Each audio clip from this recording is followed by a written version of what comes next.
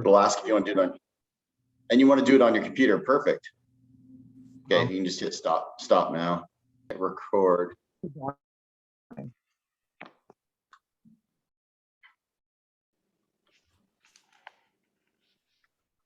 Eric, do you like my background? Look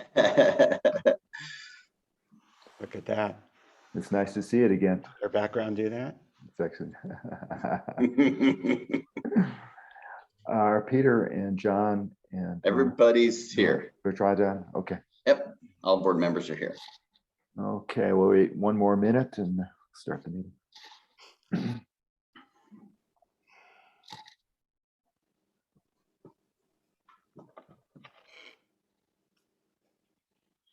Okay, I'd like to call this meeting to order. This is a regular board meeting for the Kirkwood Meadows Public Utility District for Saturday, October 9th, 2021. It's 8 a.m. Peter, may we have the roll call, please?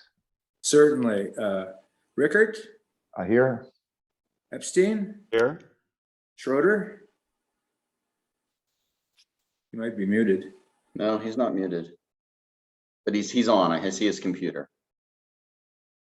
Okay, and Perot. Here. Hey, John. Is John? He's connecting to audio. John is on his, just it says connecting to audio, so he is here.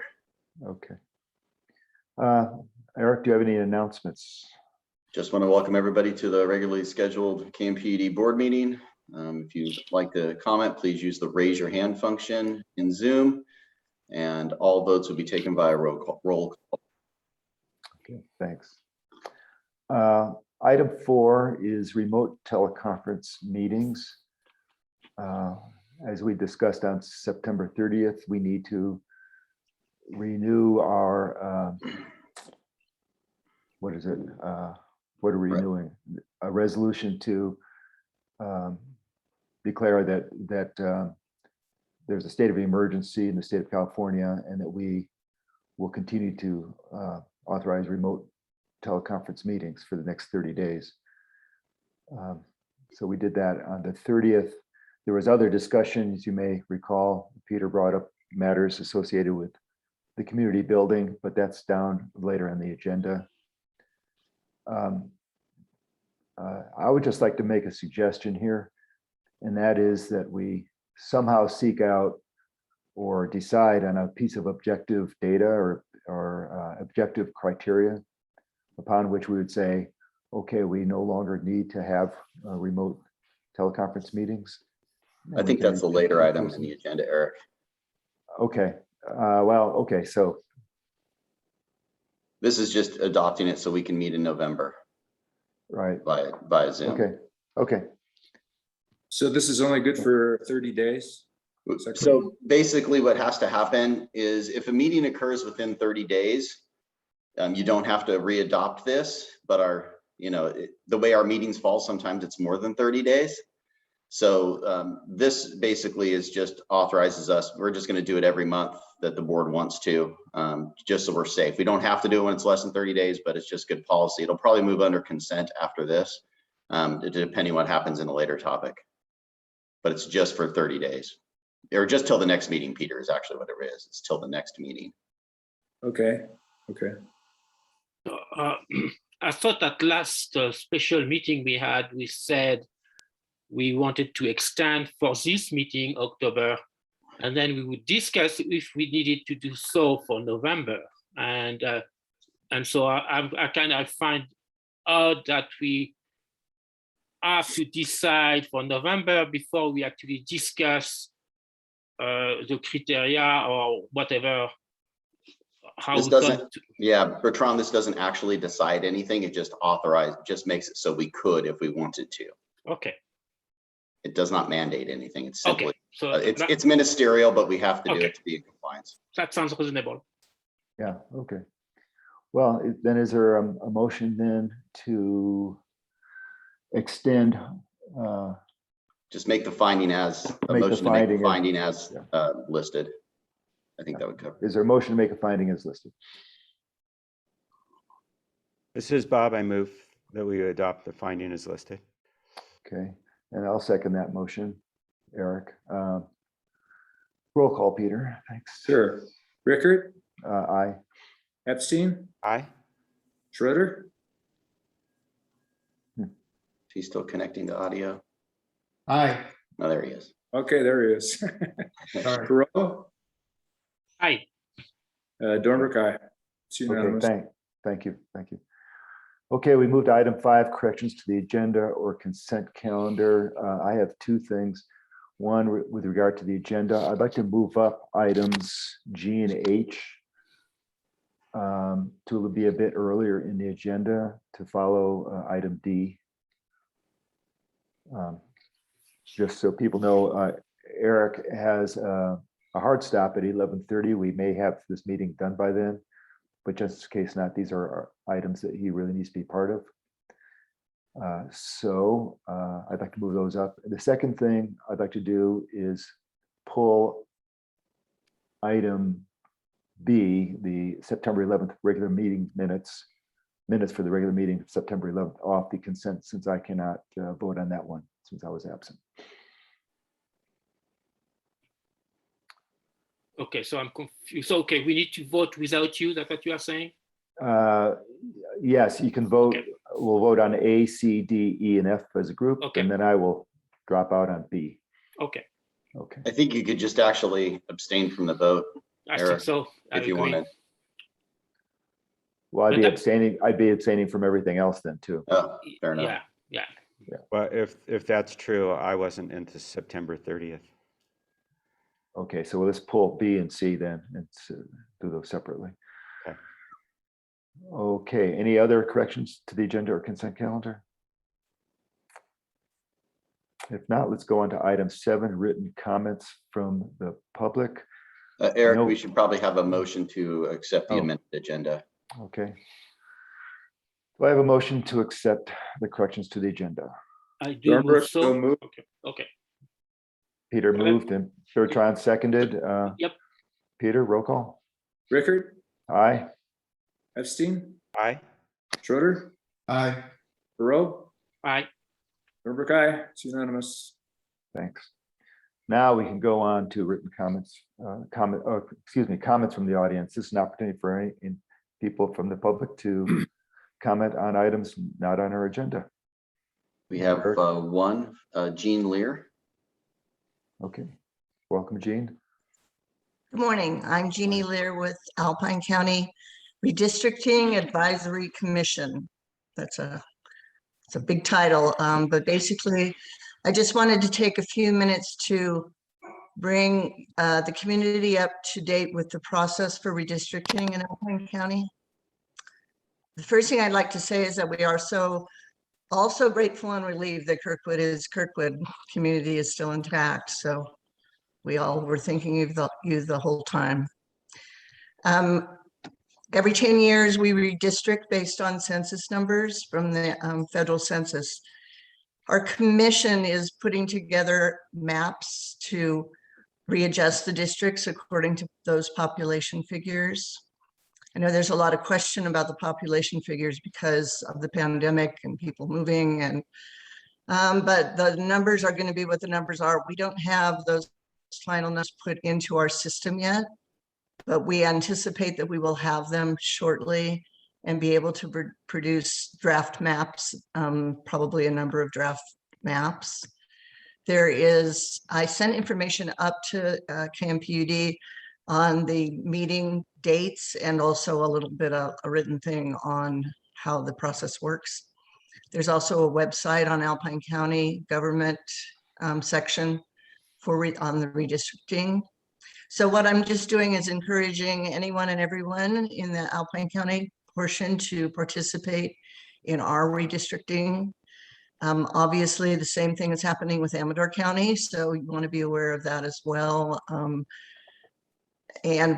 Public input is just totally, absolutely encouraged. People can draw their own map and send it in.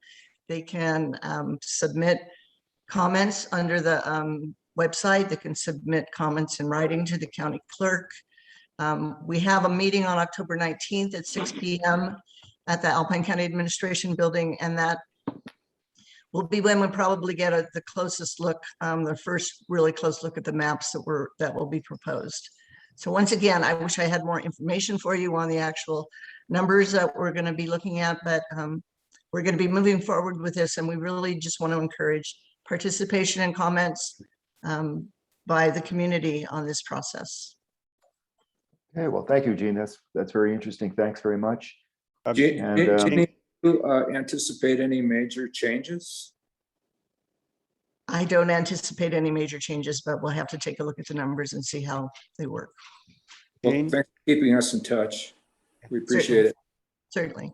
Thank you. Jim, And, we have a communications meeting coming up soon. I'd very much like to agenda this. Could you contact me so I would know what to put on so we could inform the public more broadly? Sure. It's Sure. bepstein@kmpud.com. Okay, great. I'd love to follow up with you on this.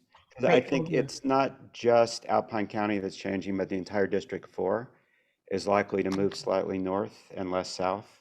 So it could be a fairly different district in the next congressional election. okay, Gene. Well, thanks very much. And certainly during the Tamarack fire, we were thinking of Markleyville. Yeah, absolutely. It's been quite the summer. Yeah, sure has been. Sure has been. Well, thank Thanks. you. Thanks for your time. Okay. All right. Any other comments from the audience? Yes, Howard Hoffman. Howard?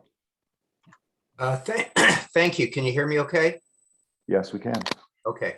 So for the item 10H, the discussion about the rates, I was wondering, since Doug Mitarotonda is a board member elect and has special expertise in these kinds of matters, and I'm a candidate for the board, and I also have some expertise in these matters. I wondered if we could be included more generally in the discussion, not just a brief statement, but actually participate. Obviously, we're not entitled to vote, but I just wondered if that could happen. Well, we'll just follow normal procedures, and I think you'll find that there will be no conclusions drawn today. The way I see this going, we'll just follow normal procedure. Okay. Well, I'd like to, I think there is value there is an election coming. So actually there is value for people to hear from Howard to see if they, for the election. So as well as Doug. So I would support Howard request. We will follow the normal process. Howard will have plenty of opportunity to talk about this during the public comments. We're always fairly informal about this. But like I said, I don't think any conclusions will be drawn today. And I think Howard and Doug will find that they will have a lot of opportunity to participate in the discussions, in the discussion. Anyone else? Don't see any others, Eric. Okay. Let's move on to item 7, written comments from the public. I know we have an interesting email from Jonelle Munt. I don't know if the one from Peter Young was included or not. But in any case, this has to do with a suggestion of a monetary sort of thank you to firefighters who helped fight the fire, the Caldor fire. We've done a little research. I'm not looking at the participant list. Is Jonelle on, Eric? Not that I see, no. Or Peter Young? Is Peter Young on? No. Oh, okay.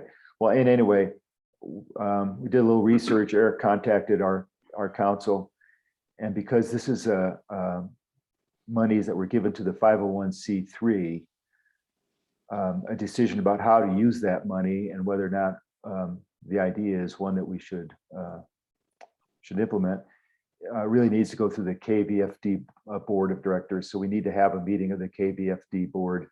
And as a reminder, that's Eric Christensen, Peter, and myself. with Kelly and Jessica as other officers of the KVFD 501c3. So Eric, what I'd like to do is, as soon as practical, to call a meeting of the KVFD Board of Directors and to consider this idea. Okay, will do. I'll work with you to schedule that. And I don't know if this is not ordinarily a publicly noticed meeting, but I'd like it to be. It's a private corporation, but we can do it with, I think we Yeah, should do well, such I'd like certainly, transparency as possible.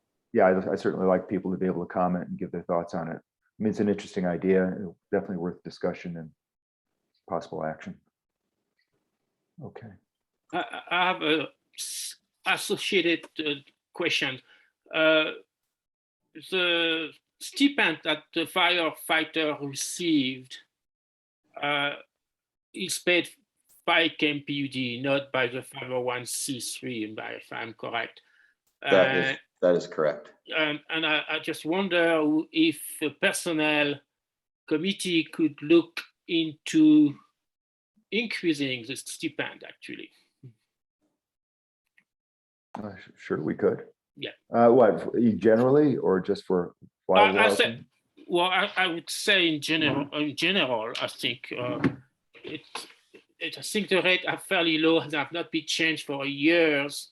So there is inflation. I think we should revise that as Didn't well. we, Eric, didn't we just modify that for the on-call work? Or was the on-call for utilities, right? No, that was actually both. And we are actually commensurate with other local fire districts, Eastern Alpine, AFPD, Lockwood. We're actually pretty much right in the same wheelhouse with them. So we're paying market rate.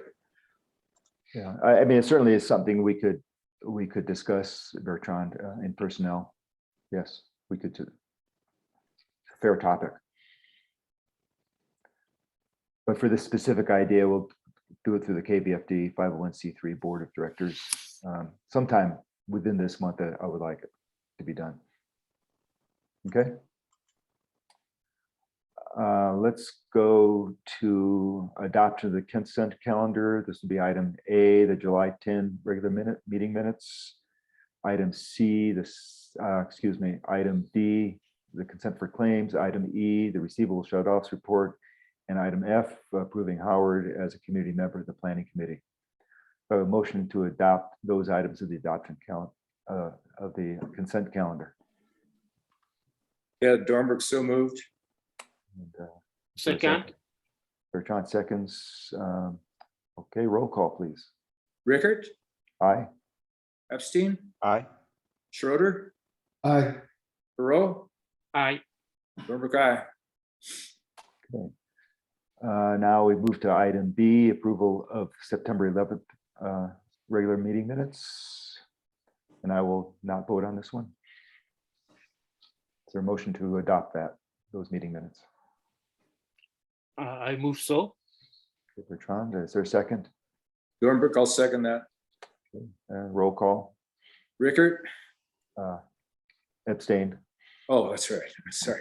Epstein, Aye. Schroeder, Aye. Perot, Aye. Dornberg, aye. 4-1, it passes. Okay, and item C, approved September 30th special meeting minutes. Is there a motion to Move adopt? so. Bertrand moves. Is there a second? Yeah, Dornberg, I'll second that. Okay, roll call. And Rickert, Aye. Epstein, Abstain. abstain. He was not Okay. there. I just want to, just for clarification. Yeah. Schroeder, Aye. Perot, Aye. Dornberg, Okay. aye. So Great, 4-1. thanks. Thank you very much. We'll move on to item 10, items for board action. Finances, and Kelly, feel free to go through letters I through 4, I through IV. I thought you wanted to move up those two. We're moving them after D, Kel. You're up. Oh, okay.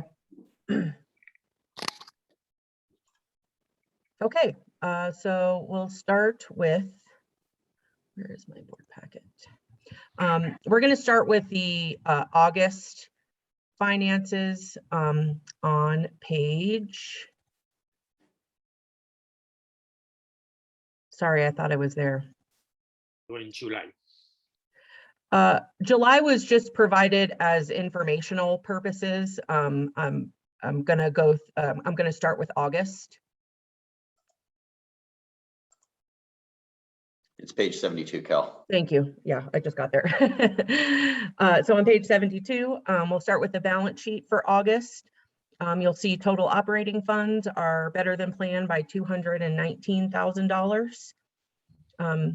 No other real notes on the balance sheet unless there are any questions.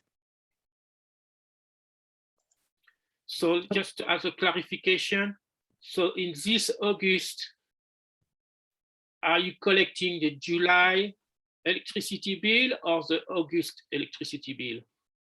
July. July. So we are still on the old system for electricity. Well, yes, because August billing doesn't happen until August 31st. So the cash collections through August are really for July's billing, correct? Thank you. Okay. Any questions about the balance sheet? Okay, we'll move on then to the revenue account by fund. You'll notice that water is at a negative, and that is mainly due to the principal and interest payment for our COP loans. We do an annual principal payment in August, and then we do an annual principal payment and interest payment in August, and then another only interest payment in February. So I expect to see some recovery in water moving forward, but it's just because of that large annual principal payment for the COP loans is why water has gone to the negative. And then obviously snow removal is at a negative due to the fact that we have yet to start collecting any contract revenues. Any questions about the revenue account by fund? Okay. Moving on to the combined income statement on page 75.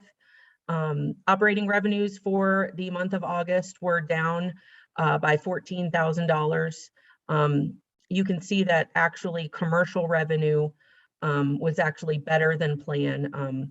And the main reason for the operating revenues for August to be down is because of the previously discussed issues with the water and wastewater base rates.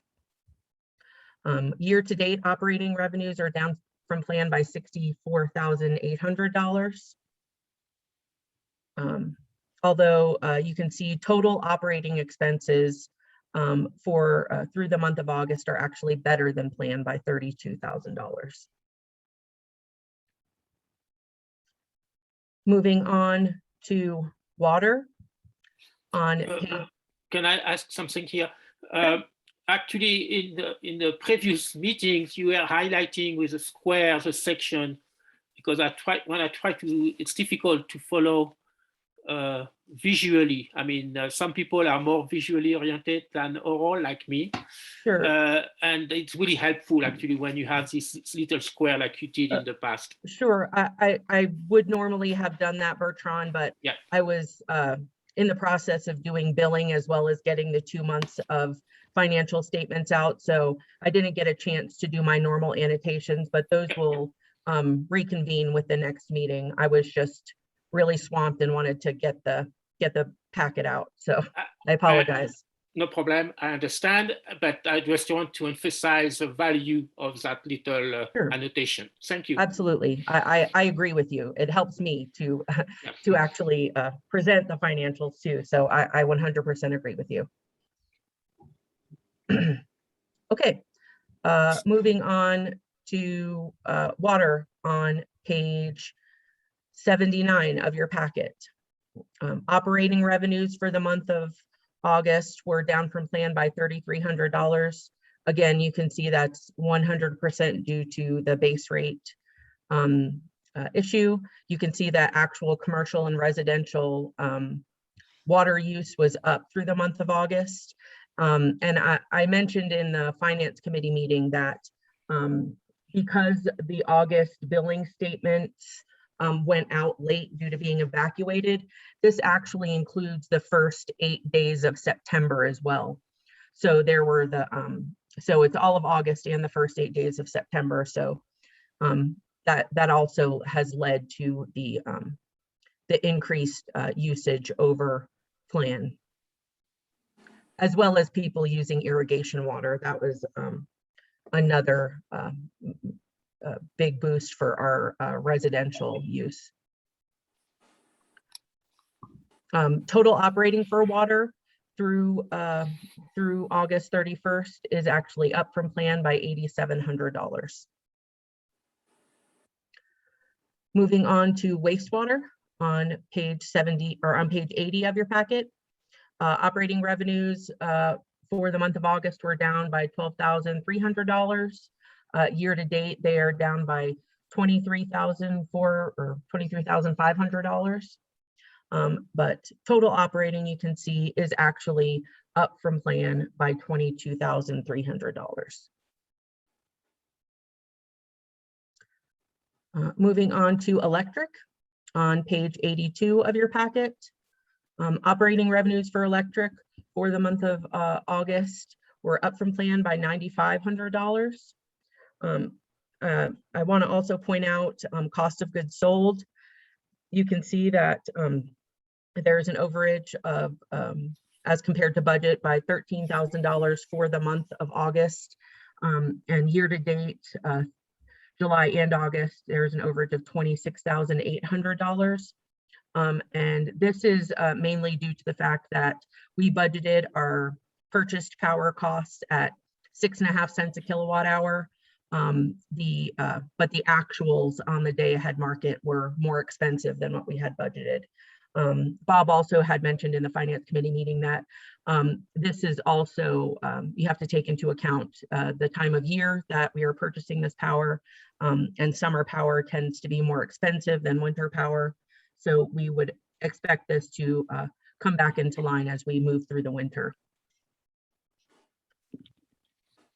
Total operating for electric is down from plan by about $30,000. Moving on to propane on page 85 of your. Kelly, I'm sorry for interrupting. Sure, On the no. electric, we have the option to move away from the day ahead market, right? We can do that with Shell at any time, or is it I don't- contractual? You know, Brandy might have a better answer for that. I don't know about, you know, what the rules are, but we definitely have not hedged anything because we had found in the past that we were losing money when we had hedged. But Brandy, I don't know if you want to say anything about what the rules are about switching back and forth. Sure. We could entertain a proposal from Shell to hedge. They would be able to do that for us. It would just be a decision by the board on whether we thought the terms of that agreement were better or worse than what we're getting on the day ahead market. So I mean, so as the year progresses and whoever is on the new board can look at this at some point. Yes. If for some reason the day ahead continues to be more expensive unexpectedly. Yeah, Eric, it's a high risk because if you contract, then you're obligated to find a buyer for it if you don't use it. So you have to precisely predict your electric demand. Yeah, that's what we did the first several years, right? I mean, that's what we did. We did. tried it. We lost money. And we do have the WAPA power that should be coming online in 2024. It's not anything that'll help us this year, but that's still on the horizon. Yeah. Okay, my thought is just not to take it for granted. Just keep an eye on it. That's really my thought. Mm-hmm. Thanks. Okay. Moving on to propane on page 85 of your packet. Operating revenues for propane were down by $8,700 for the month of August. Year to date, they're down by $20,000. But you can see that total operating is actually better than plan by $15,400. That's all I have on the income statements, unless there are any questions about any other of the funds. Okay, we'll move on then to the income statement comparison on page 88 of your packet.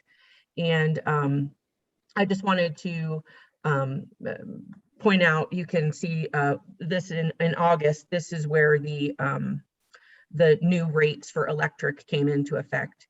So you can see the big difference between the commercial and residential usage and the base rates as compared to last August.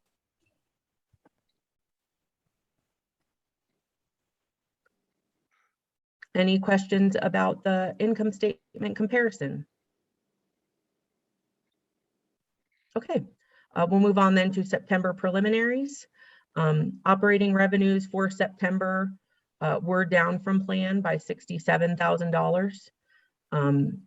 And year-to-date operating revenues are down by $132,000.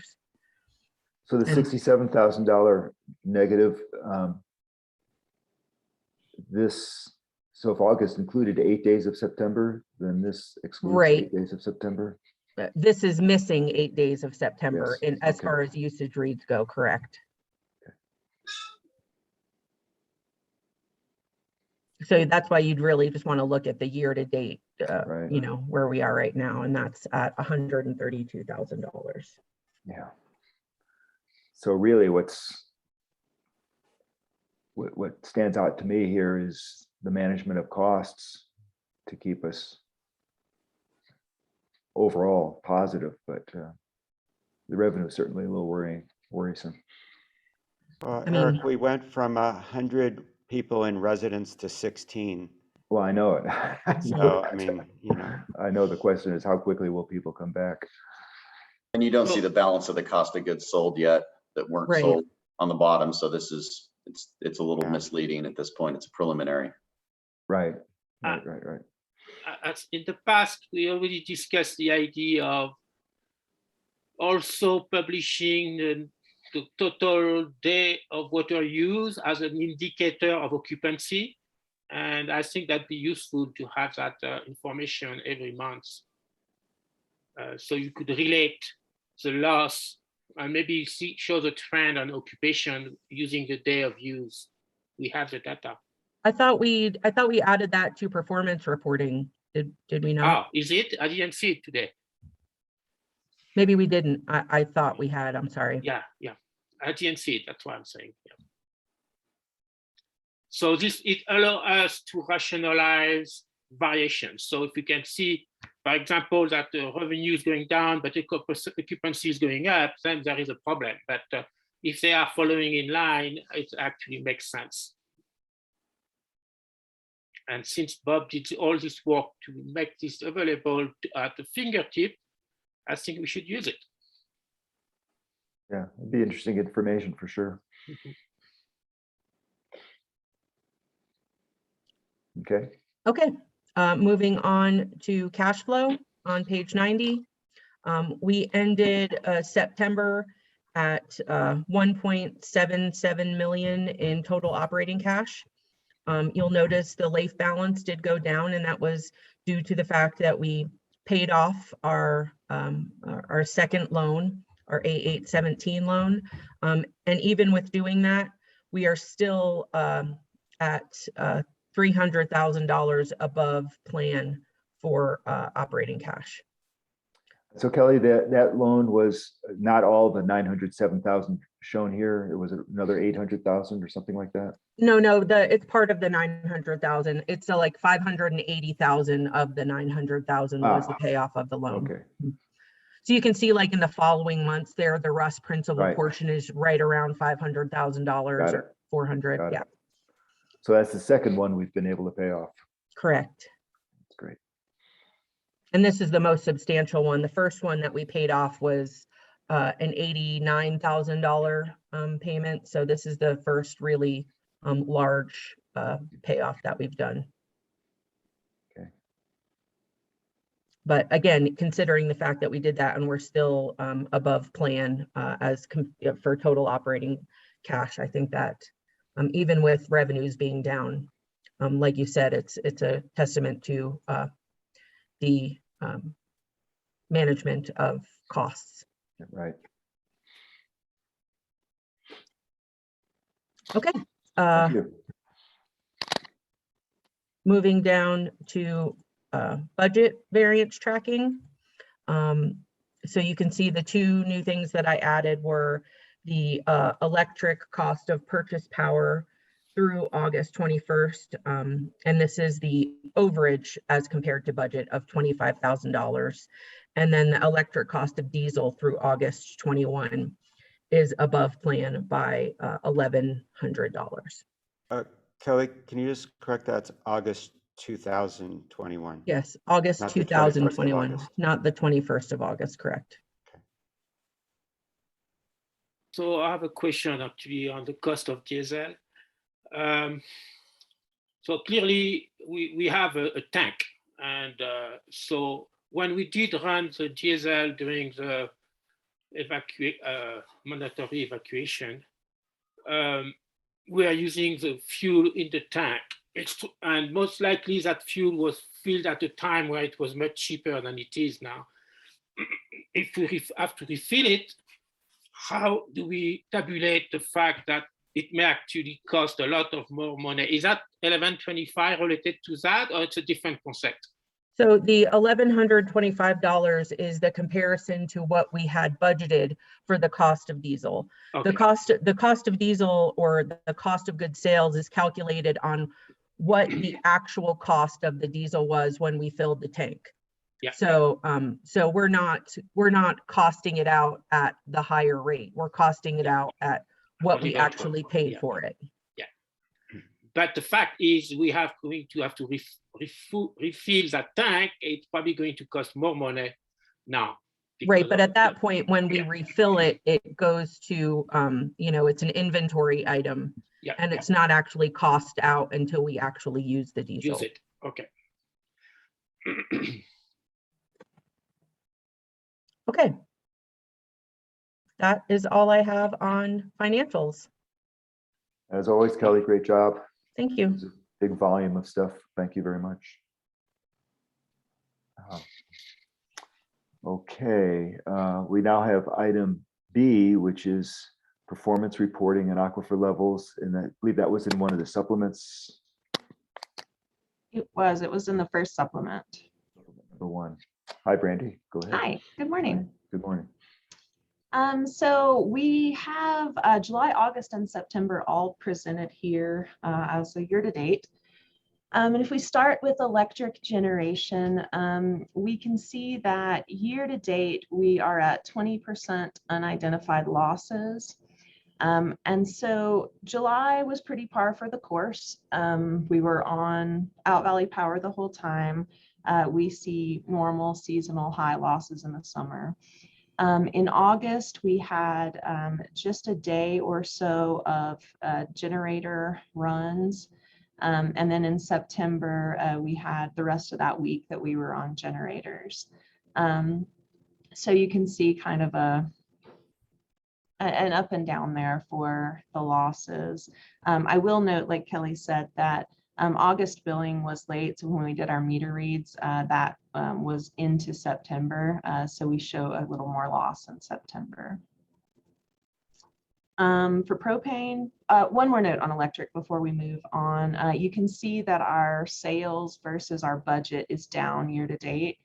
And that's just very few people were here, and very few people are here now. So moving on to propane. I'm sorry, can I ask a question? Of course. So do you think there is a correlation with the fact that we use much more the power plant in September than the other months to correlate with the higher unidentified system loss, which is actually very high in September. 35% is not a number I'm comfortable with. And do you have any insight on what's going on here? Yes, when we run the powerhouse, we do see higher losses than when we're on Out Valley. So that definitely contributes. We also had a power outage, and when we have power outages and the transformers get cold, re-energizing those leads to extra losses in our system. So we had, there was a problem on the direct ferry line to the inn. So we had to re-energize that section of the line several times. So I think all of that contributed to September's losses, but also the fact that August, the losses in August were only 8% indicates that some of the losses that we were attributing to September should have actually been attributed to August because of the billing date.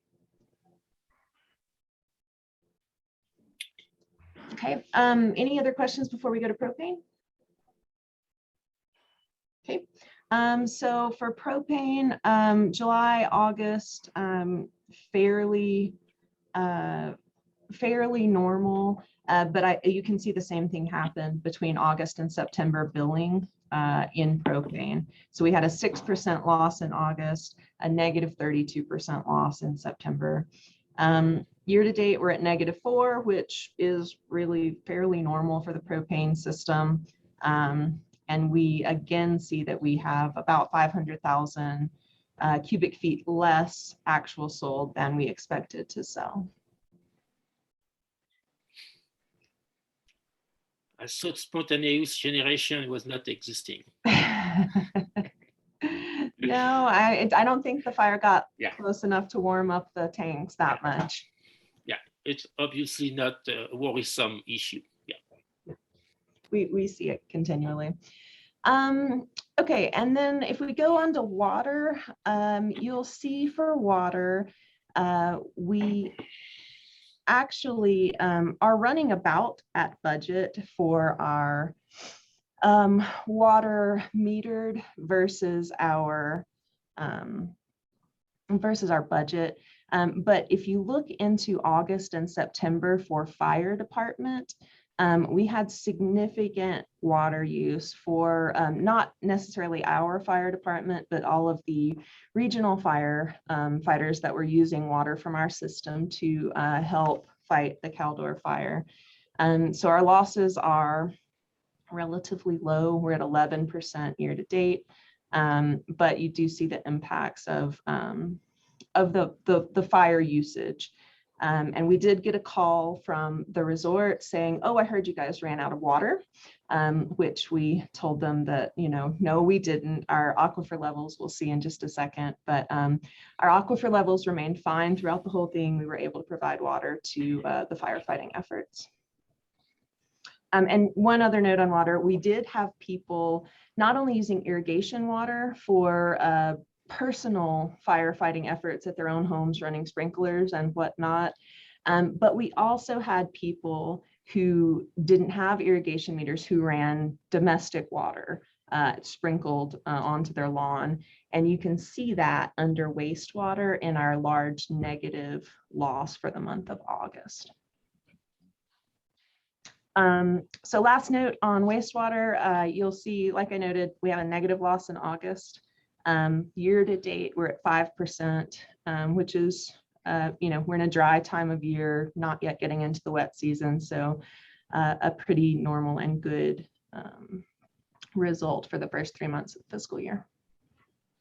So you lost me when you said that people using their home water for irrigation increase the unidentified, unmetered usage. I just don't see the correlation. So we only have the one water meter. And so when people use oh, I got it. Because you have a meter at the plant station, so the water is not coming back to you. Okay. Correct. I totally got it. Thank you. And it's negative instead of positive. Yeah. Correct. That's what's probably throwing everyone. I get it. Yeah, right. Yeah, people, impressive. And then the last thing on this subject, the aquifer sheets are in here just so that you can see the aquifer levels, July, August, and September. And really you can see that throughout the event, we had good aquifer levels. We didn't see any danger of running out of water, just so that that the board can take a look at that. That's hugely encouraging, Randy. Thank you. And I'd be happy to answer any questions. Any So- comments so- from, Do you have a sense of how many cubic feet we actually contributed to the Calder fire? Our best, just for filling tanker trucks or something along those lines, based on the August, September numbers, 100,000 gallons, something like that. Well, not that much. Huh? Yeah. Well, they were using the Keppels Lake water with their bucket, so.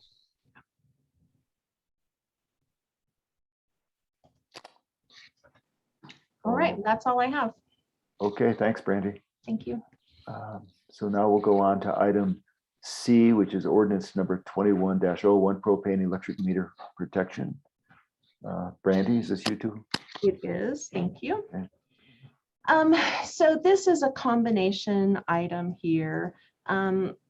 We wanted to give the board an update on how the electric propane meter protection project was going.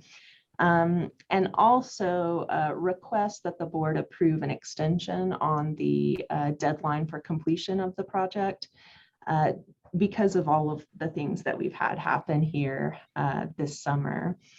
So to start with kind of the background, you can see here in the staff report, which was also in that first supplement, the breakdown of which electric and which propane meters were rated at which tiers.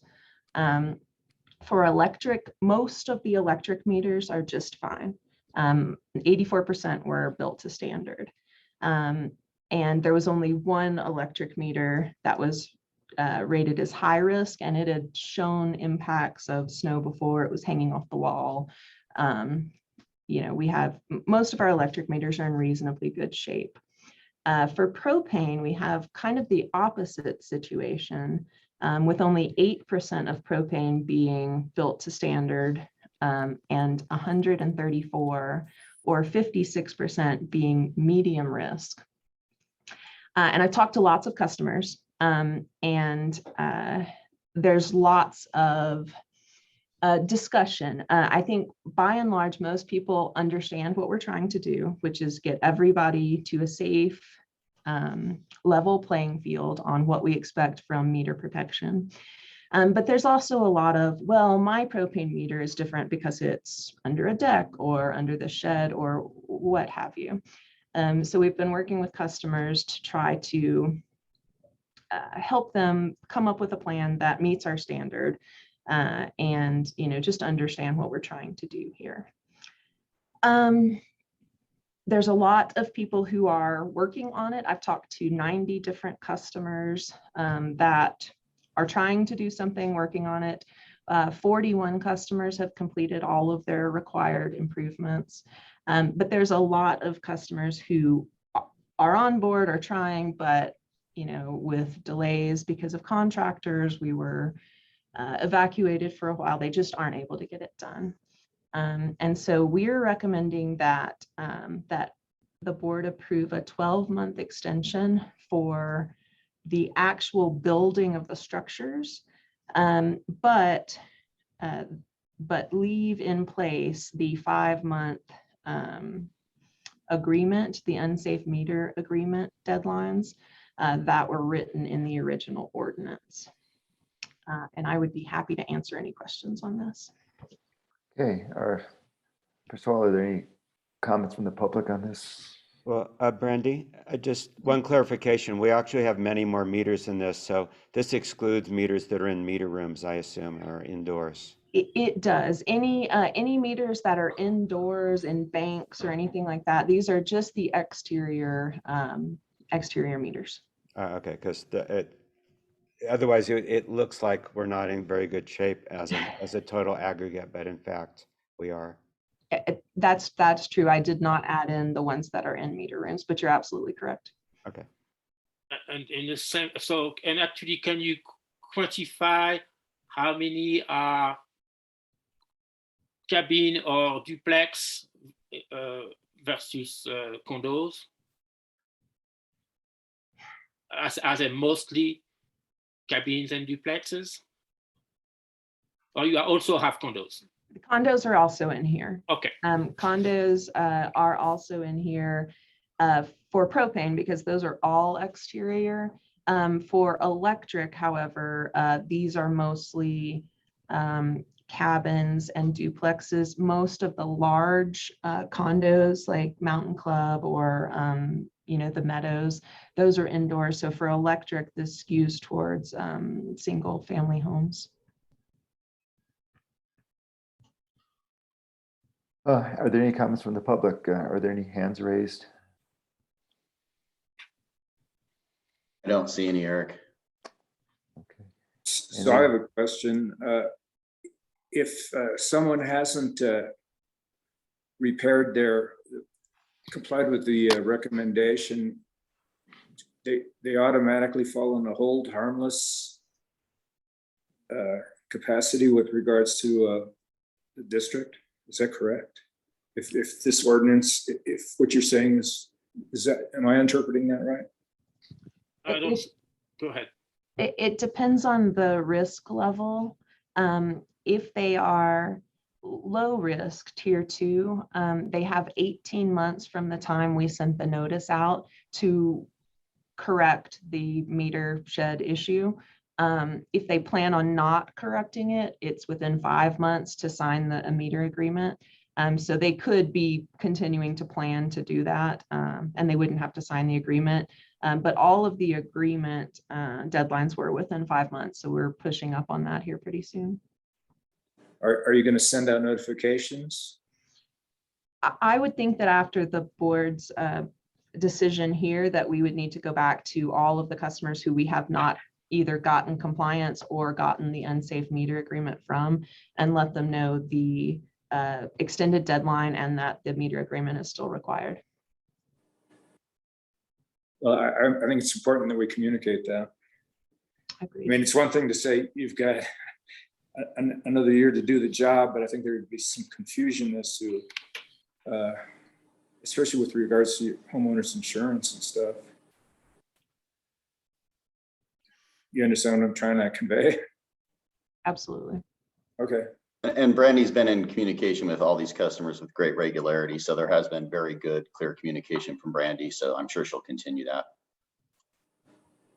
Well, I've noted in my my tours that I did of the affected area in the KMA from the fire prevention that an awful lot of people are trying to comply with propane meter protection. I was surprised at how many customers have actually started remediation, and maybe they just haven't notified the district. I was encouraged when I saw that. So myself, I have to comment first, like Bob, I was a bit dismayed about the poor situation for propane, but now that I understand it's only the exterior and we have many more meters in the valley, I feel better. That number one. Number two, I'm going to put the hat of planning propane shifting lead. And so I do support the requested actions by the staff.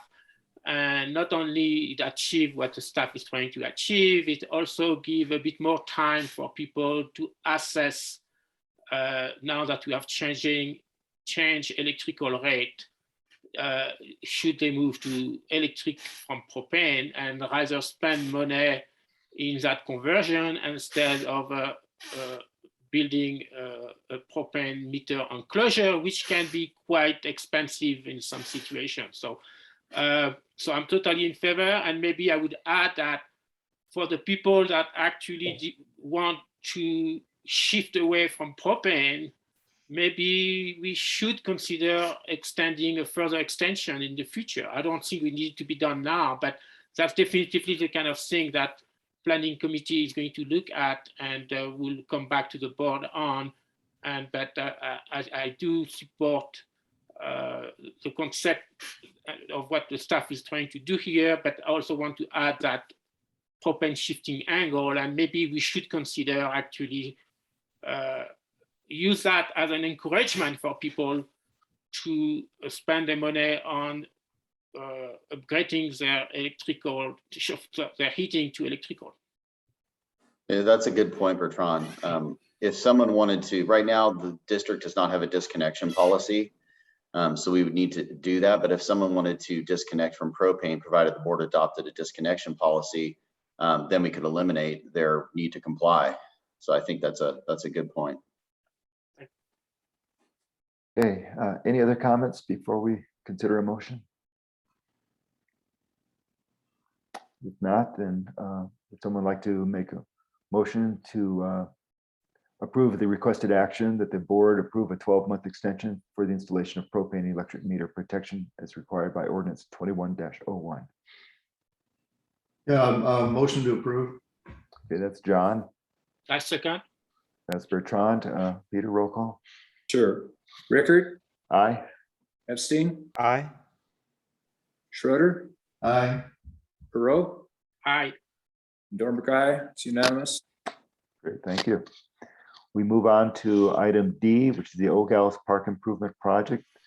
Notice of district's intent to file notice of exemption and other associated environmental documents necessary in association with this project. Eric. Yes, so this is just it's a categorical exemption for the minor improvements we're doing. It's all we're ostensibly doing is pouring concrete pads for picnic tables, as well as the picnic tables themselves, and a pad for the bear-proof trash can. So it comes under categorical exemption. Okay, so we are asking us to make a motion to accept the notice of exemption. Correct. Any discussion on this item? We're not actually going to try to pour this fall, are we? No, we have to go through the process with OGALs, but two things are required for OGALs, and if Tommy's still on, he can chime in, but we have to do an environmental document and we have to do a deed restriction. We've already done everything else, which is the plans, the cost estimate, et cetera, but we have to do an environmental document and a deed restriction. So the deed restriction is with OGALs. They have to give us a specific one, but we need to get this notice of exemption to them before December 31st. And it's a 30-day filing period. So for the environmental impact, do we need to, is that done internally or do we need to hire someone? I'm not sure I understand the question, Bertrand. I'm sorry. So are you saying that we need to do an environmental impact study, or it's just a form? No, this is all we need to do. It's a categorical exemption, so that's all we need to. We have to file this with the state OPR, the clearinghouse, post it, and then we record it with Alpine County Recorder's Office. Yeah, so I was under the impression that we are not authorized to skip the environmental study. But this is the totality of the environmental study required. It's not an EIR, it's not a mitigated negative declaration, it's not a negative declaration, it's a categorical exemption. There's about 4 categories in there, and this is in the lowest tier. It's the least impact. Yeah, sounds good. Okay. Is there a motion to approve of this notice of exemption? Yes, Dornbrook, I move to approve the notice of exemption. Okay, is there a second? Second. That's John. Okay, roll call. Rickard, Aye. Epstein, Aye. Schroeder, Aye. Perot, Aye. Dornbrook, aye. It's unanimous. Great, thank you. Okay, we're gonna, this is where we're moving G and H up. So on item G, KMPUD report server, just as an introduction, there's been substantial amount of discussion over past months about access to the data on the report server, what the report server does, who generates reports, the roles of the staff, the roles of the board members, and so on. So this is an opportunity for us to try to clarify all that. And so with that, I will turn it over to Eric. Sure. So this just a recap. Basically, the report server was built well before my time, but its functionality was to basically improve efficiency of staff throughout all of our areas of work, whether it's assembling our billing through PCS, tracking our snow removal through Fleet Track, or compiling our meter data so customers can read it on the website and get their hourly usage. Basically, this tool just aggregates all those in one area and it also allows staff to send out the community notices that were instrumental during the fire, et cetera. So right now, the program is provided by Director Epstein, free of charge. And we also have a contract with Corey Jackson, and he does programming, and we have a monthly bill from him for his efforts as well. But Director Epstein working on this and doing the programming definitely helps keep the costs low. So all the data entry, all the report generation and analysis staff does. We tell Bob and Corey, we'd like a report that could do this. Can you build it for us?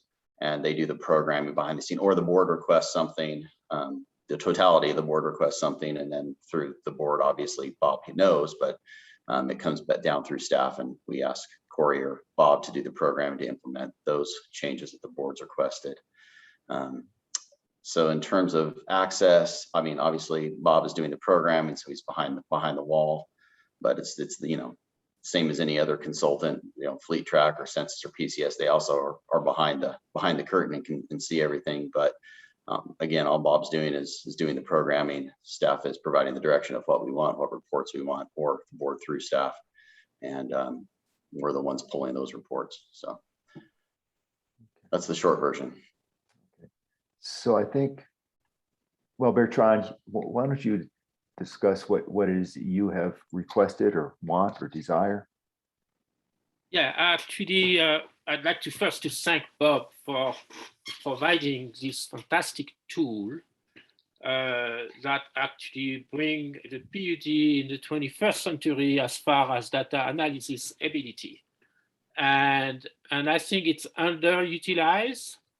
I think, for example, for the electrical reg study, we could have done more analysis that were, and the blocking stage was that Bob was the one doing all the investigation he wanted. And I think for this kind of, and we have the problem, for example, now for propane coming up, for planning how we can deal with propane shifting, and what kind of incentive could we give to people to go to all electric. And it'd be very useful, not indeed to access the data from individual customer, but to be able to access the distribution of the data across the valley. And so we could do simulation. I think board members should be allowed to actually access that. Typically, database have multiple level of privilege, and obviously you don't want everyone to start editing that database, so that need to be locked.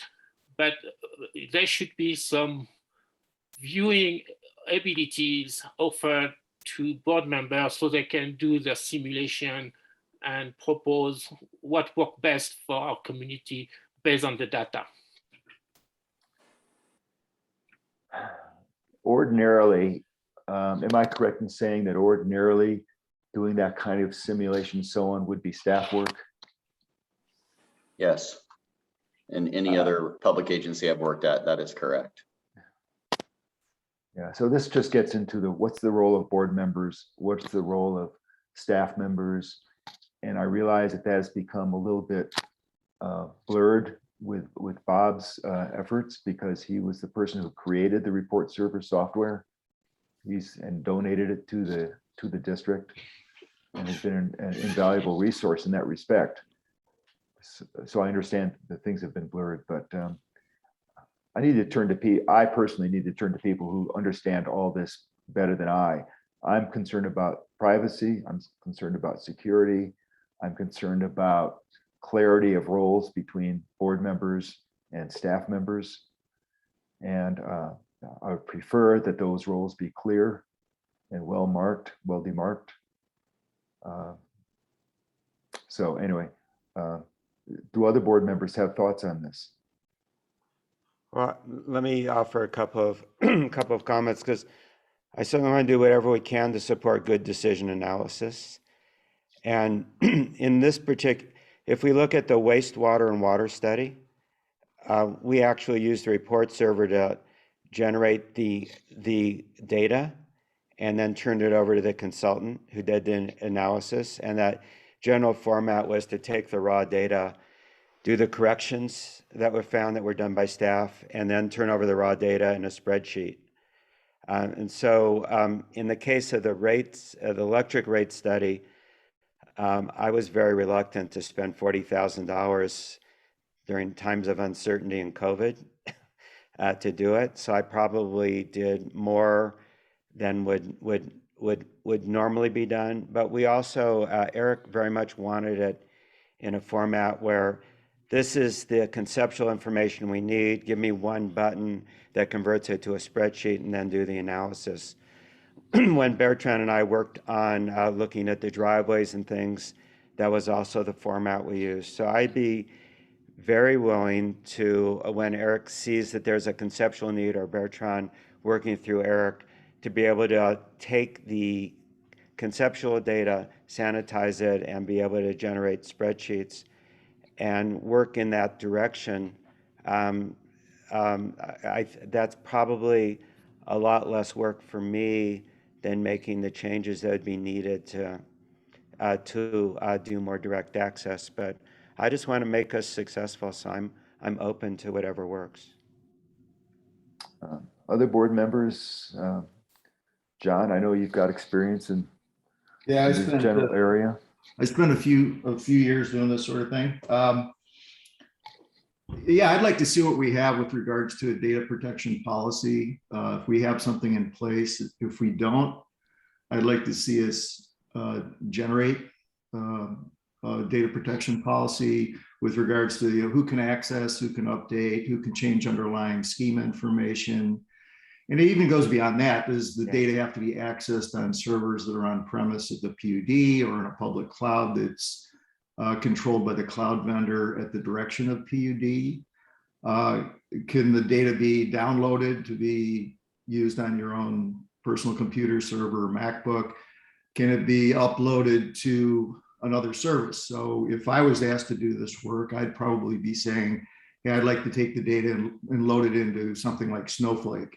Or if I want to do more unstructured data analysis, I'd probably put it in, Spark or something like that on Amazon Web Services or Microsoft or so forth. So I think there's a lot of issues there. And then there's probably some regulations with regard to what we're allowed to do with data, especially since there's customer data in there. And I know, we all have understand the regulations around HIPAA for healthcare records, and GDPR is something that's a worldwide effort over the last 10 years to protect data with some pretty severe penalties if you violate GDPR regulations. So rather than just dealing with this at a report server level, I'd like to see, I'd like to see staff generate a data protection policy, taking all that into consideration, and then decide which committee should review that, and then make a recommendation to the board and say, here's our policy with regards to data.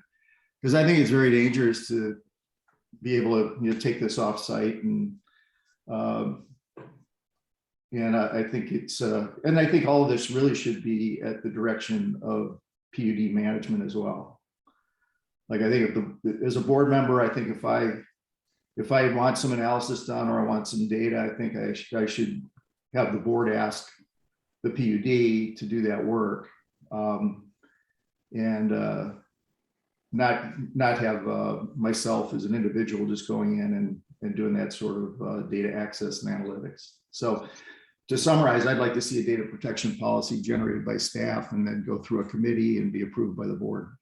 And John, would that data access policy then address roles and responsibilities then? Is that what you're thinking? I think there's a related policy that would be what's our policy for who can maintain, enhance, and operate our systems.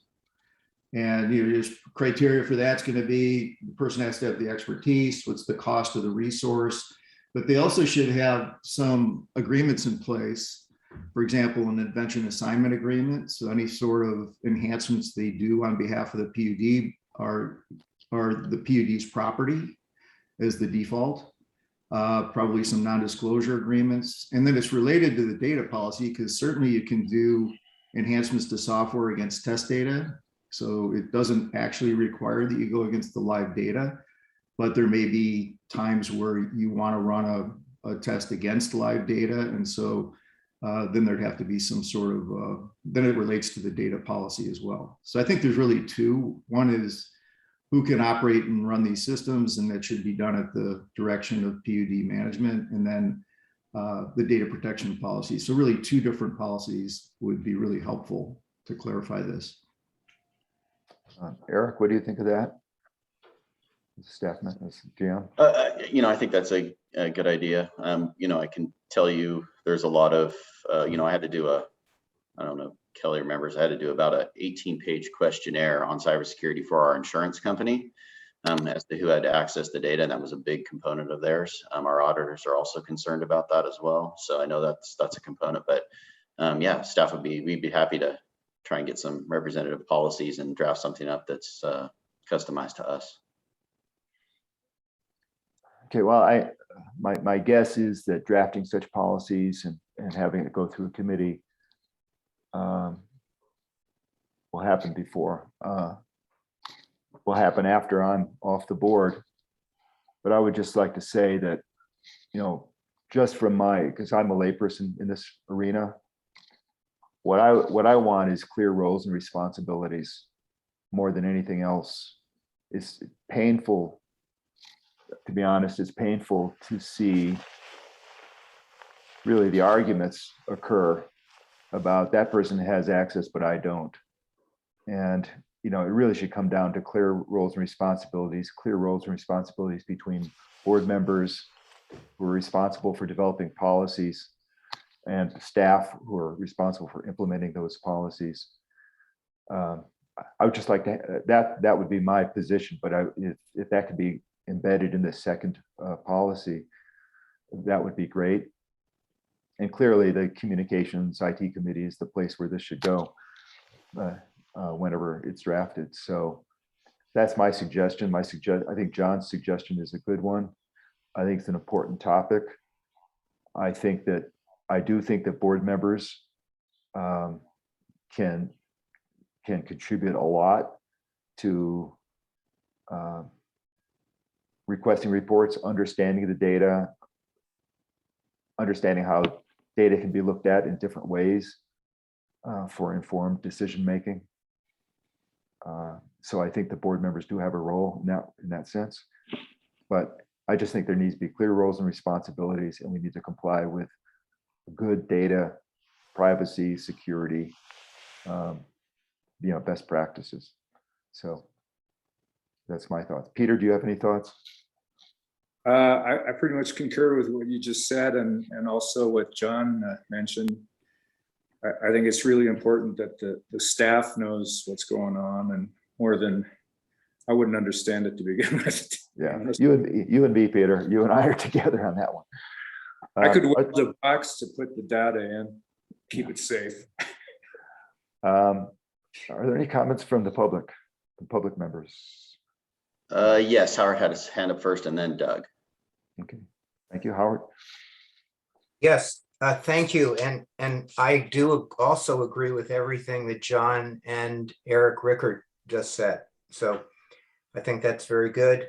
I do have a couple questions though. First of all, it says here that Mr. Jackson is capable of complete management. So we have two people then who are capable of this, Mr. Jackson and Bob. So what if, both of them were not available at some time in the future? Is all of this documented in a way that some other consultant could be hired would it just be obvious? And I guess this is probably mostly directed to Bob. Would it be possible to get somebody else come in here if we needed? And then also my other question would be about requesting reports. It would be interesting to know. I mean, first of all, how is that if a director wants to request a report now, is that something that can be done between meetings, or does this have to come before the whole board as a request, or how is that handled? So if it's a document that exists, if it's a if I can push a button and generate a report, that would be no different than any member of the public or the board requesting it. It can be generated as part of a CPRA request. If there's something new that's wanted, that direction needs to come from the board, not just one board member, because that does have cost implications and staff time implications as well. So if it's a readily available document, I mean, Bertrand used to do a lot of CPRAs before he was on the board, and he got a lot of documents. It's the same process. We had that ability to generate those. And Bob, are you able to answer the question that Howard asked? Well, I can, but generally what we tried to do is make sure that, I mean, we both get hit by a bus, that there's no dependence. You would back off and not use the report server. So it's set up, PCS actually generates all the invoices, and then the report server makes them easier to read. But the PCS invoices could be sent out. So the daily operations are not dependent on it, they're just enhanced by it. So rather than claiming that somebody who's never seen it before could come in and do something, I think it's more likely that its usage would be curtailed.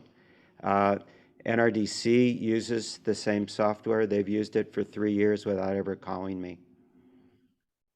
So I think that's a testimony it's fairly well debugged, but I think you would just discontinue it as opposed to trying to find someone who could pick it up. And that's why there's 2 of us. Okay, and then Doug Mitaratonda, is that who had his hand up? That's correct. Doug? Hey there. Hi, everyone. I would start by just saying I agree with John's assessment. I think having the compliance and policies are really important. I think there's a lot of risk involved. GDPR, CCPA, all these types of laws are really important, that we have clear guidelines on who can access and what kind of access they have, read only, write access, where it can be stored and downloaded is very important. So if that isn't clear right now, I think we do want to make sure that is clarified. In terms of my thoughts on the who accesses what, in my experience, is typically a board would not access the data directly, and it would be, the board making requests of staff and having reports. And I just think of this more of a process as to why would a board member want access to this data at this point. And I think if you look at the rate study that we just did, there were just a lot of moving parts. There were a lot of scenarios. Every meeting, there were a number of different conversations and there are so many different levers that could be moved. And I think that's just one of the areas where, if there's a clear process of what needs to be made available going into a rate study, for example, or what is the common information that everyone's be working from, and having that reported out commonly, and then just making sure that it's very clear what's being delineated. I think that can help with the request need would possibly go away if we, as a board, if it is agreed that these are the scenarios, these are the levers we want to move on, and moving in an ordinal process that everyone can move on together as a evaluation of the same information. I think that would probably be easier for staff, because you're not fielding requests from every board member for their individual scenarios, but also easier for the board, because everyone's going to be working a little more in parallel in the different scenarios and having to come to agreement on the different scenarios that want to be evaluated. So I just think that this is more of potentially a process question as to why would someone want access to this as a board member potentially, than it is a board member should have access to the data. Yeah, I think that's an interesting and key question. Yeah, thanks, Doug. Well, is there a direction that the board would like to give staff? Bertrand? I'd like to make a comment before we Sure. move forward. I do agree with most of what's been said here. And yes, we need a process. I'll be fine actually working with through the staff. I don't have a problem at all with that. The reason I was actually asking for direct access is because during the electrical rate study, like Doug just said, we could have actually been able to do more simulation, and it didn't happen. And I think because of that, now we are trying to, we need to adjust that ordinance. And I think I could see two committees that really need to be able to access the data. Could be through the staff generating the report. I don't have a problem with that. It is planning and financing. Planning really need it. For example, as of now, we are working on trying to do propane shifting. And so that's how being able to do simulation and try to see, for example, should we offer a discount for people that are all electric, and I'll be talking about that later in the agenda. And what should be that discount? And I think to be able to do that, we need to have access to the data. And so I'm totally aware of the subtleties and the legal obligation that the district has. So I don't have a problem with any of that. I'm great of the discussion happening now. Great idea to actually define what can be done and how it can be done, and how we make sure that all this data is secure and safe and there is no privacy issues. And so, as I said, I'm pleased about how this is going here. Thanks, Bertrand. So I think if, I mean, some of what we're discussing is a requirement for a couple of policies, but I also think, going into a project, if you're looking at electrification and conversion from propane, let's just get it written up as far as, what sort of analysis do we, think we're going to need to accomplish that project, and get that out in front of Eric and staff early, and make sure they're prepared to provide that. And I know that during the course of the project, you'll probably think of other things you need. And, at least you'll have a baseline to start from. Okay, so what I'm understanding then is there's general agreement that we ask staff to draft two related policies.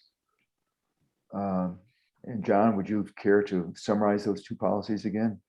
Yeah, I think there's one around policy for who can maintain, enhance, and operate our systems, and what the criteria is and what sort of agreements have to be in place with the individuals doing that. And I can send something offline with a little bit more detail than that to Eric to start from.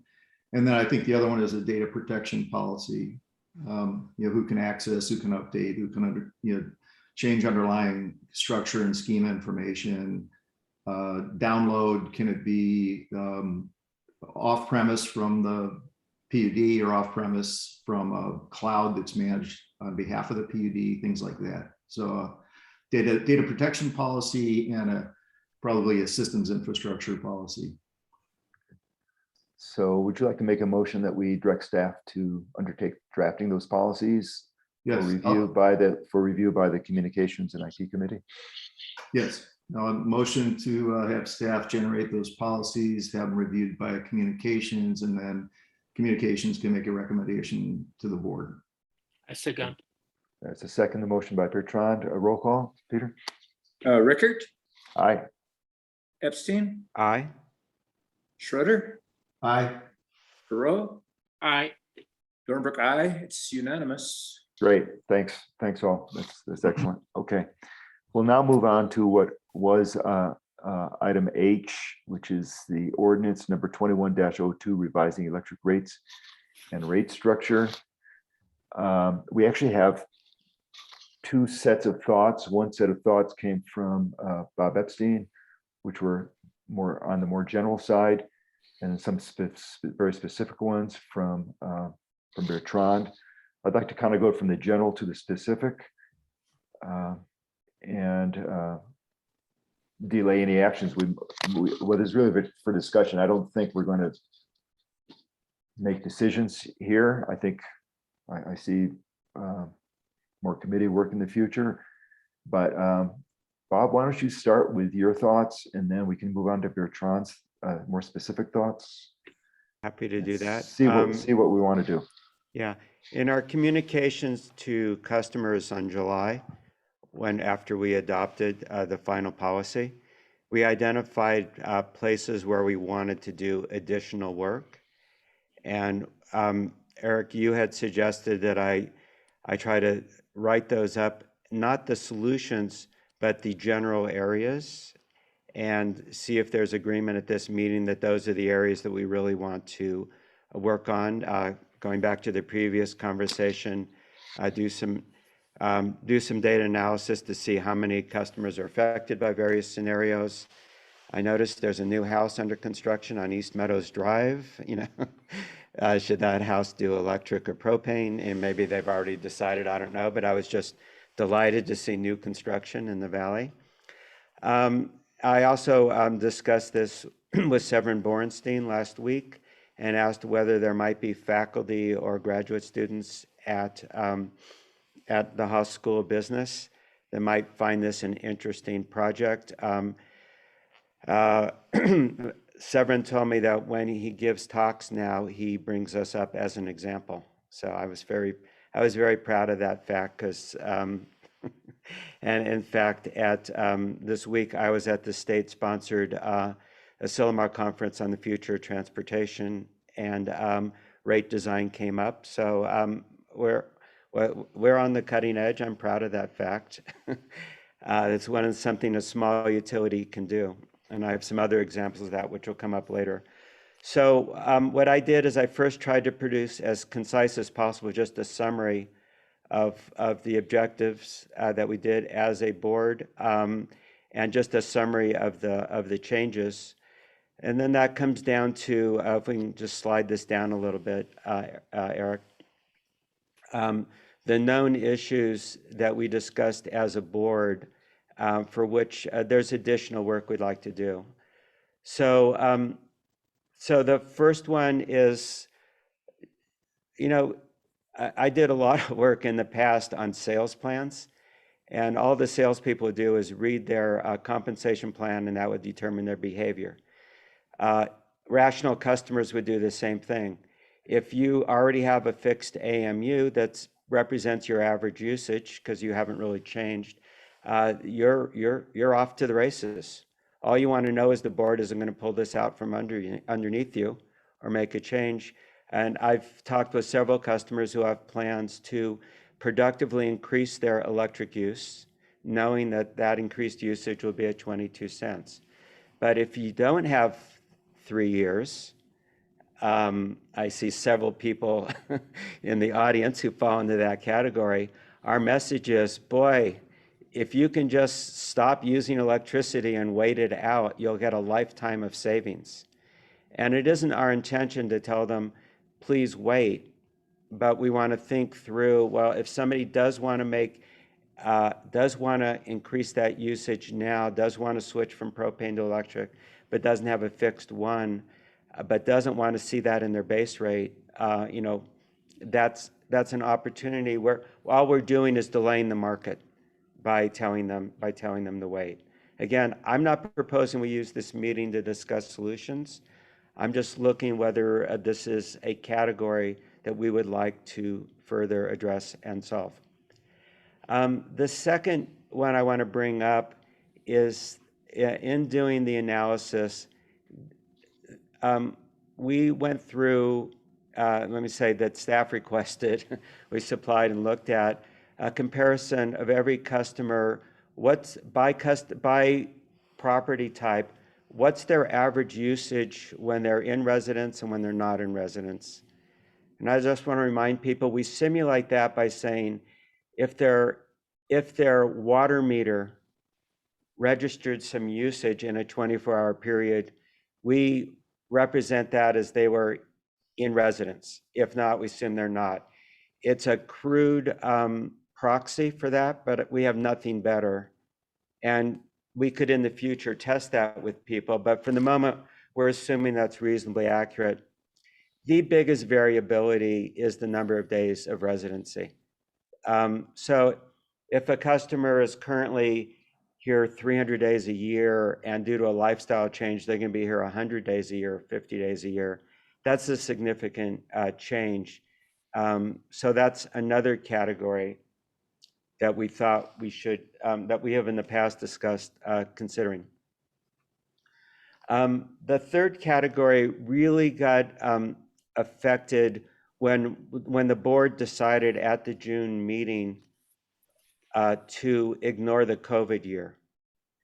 So that meant that when we transitioned from a new owner, from a previous owner, as you can see in there, it's a long wait for some of these people. And if they're about the same usage, it doesn't matter.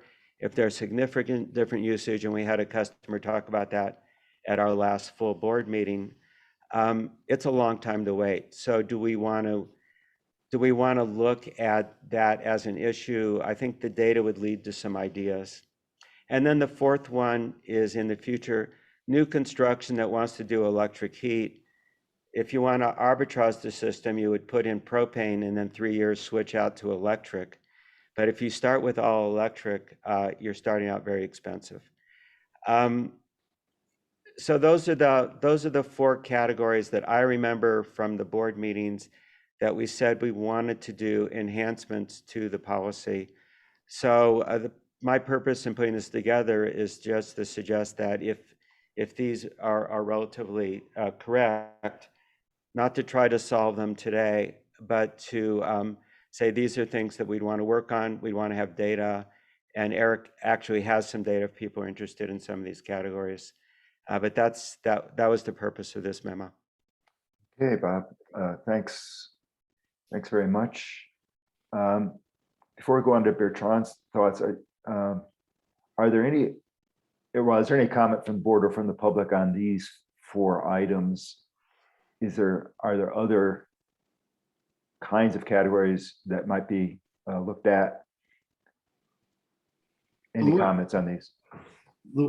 One thing I think we could take a look at is when you look at conversion from propane, or if you look at a new construction that would be electric only, we do have two pieces of data on all these properties. So if we see a drop in propane and an increase in electricity, that would signal to us that there's a conversion or a retrofit going on. And if you had new construction and they had no propane use and electric use, we can use that as an indication to do something to address the situation with real empirical evidence that they did something, right? We're going to see a lack of use of propane that could be used somehow algorithmically to offset the cost of their electricity and their base rate. It's something to think about. Let me go to the public. Anybody public have their hands Yeah. raised? Howard and then Doug. Okay, Howard, here's your chance. All right, thank you, Eric. I guess first of all, I always like to go back to basics, and Bob brought up the 7 objectives, I guess, of the rate study. I think initially it was 5, and it got expanded to 6 and now 7. But the one I particularly want to focus on is that the rate design should reduce changes to the existing rates. That makes perfect sense politically and trying to get something through and not get people stirred up. But it also presumes that the rates we've had all along have been fair. And to me, the hard work that Eric Christensen and Bob did in putting all this rate study together, and I know you both worked very hard on this, the value to me was in then realizing how unfair our rates have been to our permanent residents all along. The fact that 90% of the costs are fixed, and we were collecting the money from people based on just their usage. It had nothing to do with capacity. And so I think there have been two really major shifts in the burden of paying for our very expensive electric system. One has been from Vail Resorts over to the PUD itself. In other words, the way I would look at things, and I think this can be pretty clearly demonstrated, and it's not hard to figure out, but Vail Resorts is underpaying probably on the order of a couple hundred, 300,000.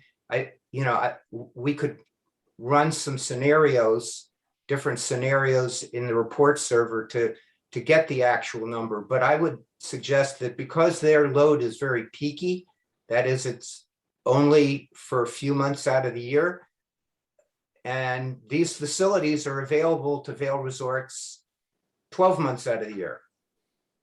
The PUD itself, in running water, wastewater, community services building, is incurring electric costs all year round. And any electric rate schedule that I've ever seen, and I've looked at many across the country, from Florida to California to Hawaii, will always include demand charges. And that means kilowatts of demand rather than kilowatt hours of energy usage. So the fact that there's no demand charge means that certainly within the commercial category, the PUD itself is overpaying and Vail Resorts is underpaying. And a similar situation exists on the resident.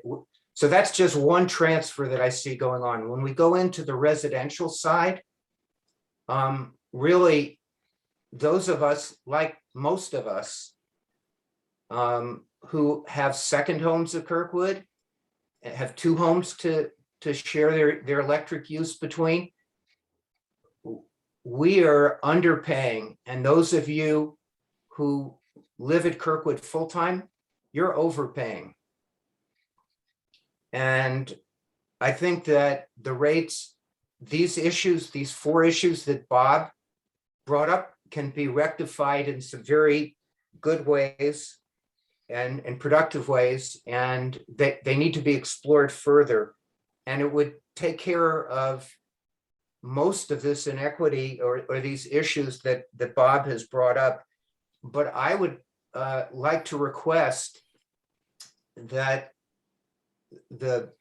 and again, I'm not sure how you want to make this happen, but that a scenario be run just taking a look at all residential customers.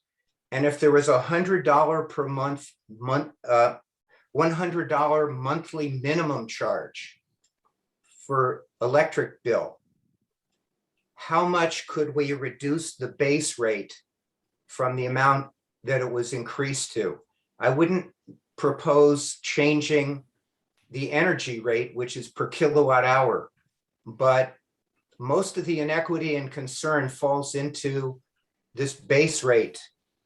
And so I would request that an evaluation be made as soon as possible to determine, just answer that one question. If there was $100 per month minimum uniform for all residential customers, how much could we then reduce the base rate, which varies between customers? That would be my request. Howard, are you suggesting that all residences would be a flat $100? Pardon? I'm just trying to understand. Are you requesting that all residences are a flat $100? No, Or just those no. that are currently below 100 be moved up to 100? No. What I'm saying is that your monthly bill, right now, it has a kilowatt hour charge, and it has a monthly base rate based on AMU, based on past usage. If you had $100 minimum, that means if I don't use my electricity at Kirkwood every month, I'd still have to pay $100. But if I had a lower base rate and I used enough electricity to get up to the 100 minimum would have no impact on me. It's a little bit hard. It took me, when Bertrand first ran this idea by me, I could not understand it. I'm sorry. Didn't make sense, but what it really does is it says that we all have an electric system available to us. And if we use it or not, we still have to pay for it. Yeah, I understand, but the current minimum is $60. Are you suggesting that move that up to 100? There's a minimum charge, or Yeah. or are you Yeah. talking about? It's currently $60. No, Are you I'm suggesting it would talking, be a high? no, I'm not talking about that. I'm saying if we reduced the charge per EDU, if we reduce the charge per EDU, but offset that by having just a flat monthly minimum for everybody. So make it I'm picking a round number of $100, but I'm saying that whether I come to Kirkwood or not, whether I winterize my place and disconnect my refrigerator so I have absolutely no usage, I'm still going to pay $100. But somebody who lives at Kirkwood full-time and uses $100 worth of electricity, they would pay $100. Actually, I mean, there would be a trade-off. So it would complicate things. It would make things a little more complex to analyze. But instead of saying that a customer would have a fixed AMU that they're going to pay each month, or EDU charge base, as we have it now, a base rate, that for just everybody, all residential, and I wouldn't want to test this on the commercial side because we have different considerations. $100 minimum would mean nothing to Vail Resorts. It would be nothing. But if we had 100, if on the residential side, we had $100 minimum bill. And if you don't understand the implication of it, I don't blame you, because it took me quite a bit of time to assimilate and internalize the difference. It's not obvious, but I could give you examples. You know, some country clubs will say, we've got a restaurant, whether you use it or not, there's a monthly minimum, but or a quarterly minimum. But if you get up to that amount, then you get up to that amount in food. But if you don't use it, you still have to pay to support the staff and the infrastructure. I think if I could just try to summarize it, what you're proposing, to put it in the format that's on our screens right now, I think what you're proposing is a methodology to make it more general. Should we look at a methodology that reduces the burden on full-time residents, however that may be defined, and assures that all others pay some minimum, what you might call their fair share? Is that the general statement? Yes. And I mean, I'd be willing to personally spend any time with staff to just, I could generate some examples, some spreadsheets maybe. Well, Howard, if it wasn't obvious. Yeah, if the board wants to include that, then I think all this will go to the finance committee, and that's where that material could go. But I just want to note that you're proposing that we have a fifth item here that reduces the burden on full-time residents, however that may be defined, the monthly burden, and to assure that all others pay a certain minimum towards paying for the capacity that we have providing in our system. Well, is that right? Not completely. First of all, what I'd like to propose is that the objectives be changed to completely delete number 6. That Well, would be number well, 1. we're not going to do that right now. So what I want is, can you please summarize a potential number 5 for our consideration? What modification would you propose? I mean, you've gone into detail, which is great, but if you could generalize it, because what you're proposing is a specific solution. If this is something that the board wants to tackle, there may be other ways of doing it as well. So what's the general statement? If you could summarize that, that would be great. Okay, I would like the board to consider alternatives to the rate study that was developed that would be based on other ways of charging for the base amount, not based on past usage. That would be the most general statement of what I'm asking. So that's not just a modification, that's a rework, right? Okay, if you want to Is call that it what, no, that. I'm asked, that's a question. Yes, That's a Yes. rework. yes. And that sounds a little bit different from what you were saying, what I was interpreting, which would be a number 5, which would be consider ways of reducing the monthly burden on full-time residents, however that might be defined, and assuring that all others pay, I'll just call it their fair share of our monthly, of our capacity costs. Is Let that me, what- let me chime in a little bit here, because I think I could help on that item 5, which is not a rework. It would be actually considering a minimum payment to the level maybe of $60 as a starter. That's why simulation would help. Is let's see, if we do a $60 minimum payment, how does that affect everybody? And what I think it's going to do is the people that come only a few times a year are still going to pay the minimum 60, but the people that are full-time residents would not pay the 60 because it'd be absorbed in their consumption. Yeah. Yeah. Okay, So I think minimum payment, number 5 would be investigate how minimum payment could help full-time resident. Okay, that's a good summary. Yeah. I hope somebody's written that down so we can consider it when we consider these items. Yeah. Did Doug have his hand up too? Did you say, Eric? Yes. Yes, he did. Okay, Doug.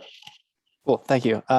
So, given the rate structure as it was designed, I mean, at a high level, there are always trade-offs with these rates. And I think there are ways that we could have done the rate differently that would absolve all of these, but would generate other issues in other places. Like if we recalculated the EDUs every year as well, like we could solve some of these issues, but there would be trade-offs and encouragement. So I think keeping that as a frame of reference is always helpful. And, Howard, I appreciate the thoughts, and Bertrand, your comments here. I think there are other things that we can potentially think about. But I would say as designed, I think it's gone a long way to helping us move forward. And I think these are 4 areas of concern. I will say, as someone who does fall into the new homeowner bucket, it is slightly stressful every time I turn my lights on to know that this could impact my base rate for my generations to come. Essentially, it is a little bit stressful, but I think those are the trade-offs that we make, and I think that's okay. And I think about what these 4 items are in a larger perspective in 2 ways. And one is that I think I would propose editing 1 and 4 to include electric vehicles. I think that says just propane and wood to electricity, but I would also say gasoline in a lot of ways. And I know that's not a utility that the KMPUD has something to do with, but I think number 4 as well would argue that has new construction, not just with electric heating, but also potentially an EV charger. And I think a lot of that doesn't have to do with the specifics of all the things you could enumerate that one could do in a household, but it comes back to what would we consider as quote unquote normal before someone makes a conversion. And I think that is a larger question that the board would need to think about if you decide to think about any of these topics. But I think in general, EV charging and is a concern to a lot of residents. We're having it in our own HOA about how this would work and if we had to put our own meter in. Well, what does that mean? Well, it means that our base rate would be very high if we wanted to have one public for all of our residents here and owners here. So there are lots of conversations around EV charging. And I just want to mention that being a part of these bullet points as something to be considered. The second isn't really related to, that's one high level of concept I would have with all 4 of these points, which again, I generally agree with. The other one I would just say is not really a regulation, but I mentioned this at a previous board meetings over the summer, and I think we heard it through some comments. And the thing that really concerns me going forward with the rate as designed, even with some of these amendments, is how people understand how this all works. And what especially new owners right now who are, as I think Bob outlined, if you bought, was it May 2019 and onwards, it's very confusing in some ways as to when does your period end, all these sorts of things. And I remember hearing a comment during the proceedings over the summer that someone was like, this is great. It goes, I'm a new owner and it goes from 66 down to 22. This is great. I can start doing all of these things that we're trying to enumerate here. But that's not necessarily true. Because that would catch up with them at a base rate. And I think that the board could think about this in 2 ways. One is, providing APIs to their own data. That's one way if customers could access and analyze their own data, understand how their usage will change over time. But I also think about the board being able to be a facilitator of strong communication, especially to new owners who are on these, periods of adjustment where their understanding of how their choices will be made, especially now without having anything in place with any of these 4 bullet points to be able to adjust, but being able to communicate, if you were to continue at your current usage levels, this is how this would affect your base rate, or this is how, here's how your usage projects for the periods, because you have 12 or 14 months left on your 3-year horizon. Things like that, I think that are more proactive will be helpful for people today, but also we will always have new owners. And there were people who didn't hear the whole proceedings here and who are relatively new owners that will have to come into this. And this might not be the first thing to think about, because I don't think people come by here and wanting to think about their base rates and how their electricity usage changes over time. They want to take advantage of skiing and hiking and whatnot. So I think this is something that I think the district could be proactive in helping customers understand how this impacts them, especially as new people come in. Okay, Doug. Thanks. A lot of that would fall into number 3, I think. It could be incorporated. It could be incorporated, and certainly if you can get it incorporated more quickly. But I still think if you're going to have our rates over 3 years, I still just really need to know, like, this is when it ends, this is when it begins. Yeah, right. The communication end of it, right? Yeah, here's right. your beginning and your end, right. and your decisions will impact this in this way. Those sorts of things I think are just really helpful if we can be more proactive to the extent that we can. Yeah, and actually that's why I propose already a language revision on the ordinance, because it is very difficult for people to understand. I had multiple people had totally confused on that. So I think, and that's why I wanted to, but I'm not going to bridge to that point now because it's the next topic. But I think revision of the ordinance would help there as well. Yeah. Okay, good. Doug, just so you know, the staff has that information. So when a customer calls, they can click in one place and it'll tell them all of that information. It could also be communicated outbound instead of waiting for them to call. Yeah, and I think that's my concern, Bob, is just being on the proactive side, because my worry, and I think we heard this even through some of the comment periods, that someone was like, I don't know how I missed all of this over the last 9 months. And they've been an owner here for, a long time, and we've had all this and they missed all of this. And I would hate to have owners, I'd hate to have the board have to hear emails from customers being like, I've been living here for 2.5 years and I just found out that all these decisions I've been making have been impacted. And again, if this is assuming that we don't have any of these mitigations in place at some point, who knows, this could all be moot because that will never happen. But that's just my general concern, is I'd hate to have people who've been living here for a while coming to us asking for petitions because they didn't understand. And I think that could be helpfully solved if it was a little bit more proactively noted as opposed to available if you ask. Agreed. Thanks, Doug. Are there any other public comments from other people? If not, yes, there's a phone, the 530 number.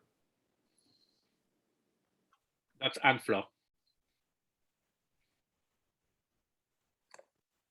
what was that? Someone on 530 number Mm-hmm. wishing to comment? Yes. I think she got disconnected. Can you hear me? Yeah. Can you hear me? Yes. Okay. Good morning, everybody. This is Ann Fleur. I just wanted to chime in and echo a few of Howard's points. There's 3 of them in particular that I still feel really strongly about. The first one is that I think in looking at the big picture of the rates, that it's important to keep in mind with the goals that rates may need to change, trying to keep them stable and implement change to make them more fair doesn't really work together. And so at some point, minimizing those changes and significant impacts on people is a valid concern. But I think that in broad strokes, it's important to remember if the system is broken and we want to fix it without impacting anybody, that's not going to work. So just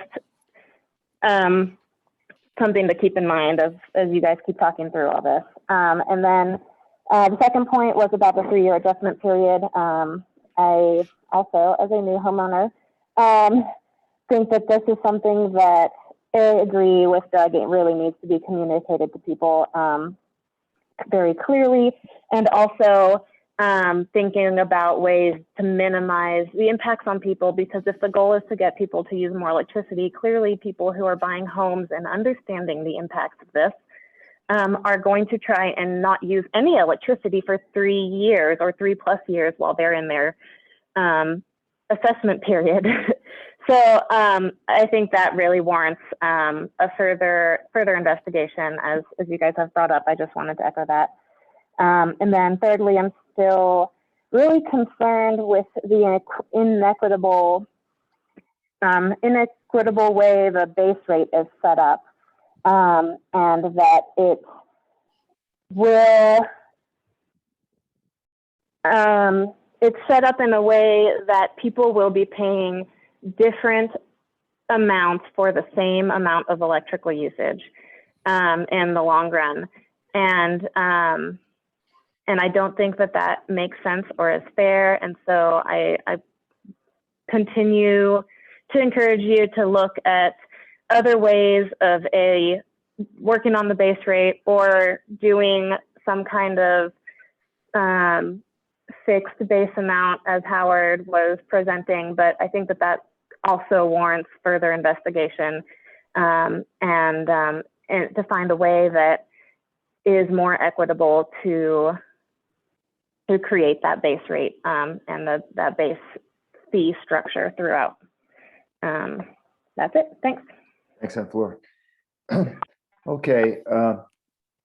What I would like to know is, board, do we agree that items 1 through 4, with the possible addition of the EV item that Doug brought up, and then an item 5, which was I think summarized by Bertrand, are these items ones that we want to consider? And if so, I would suggest that we refer these to the Finance Committee, since there's a lot of finance involved with this stuff.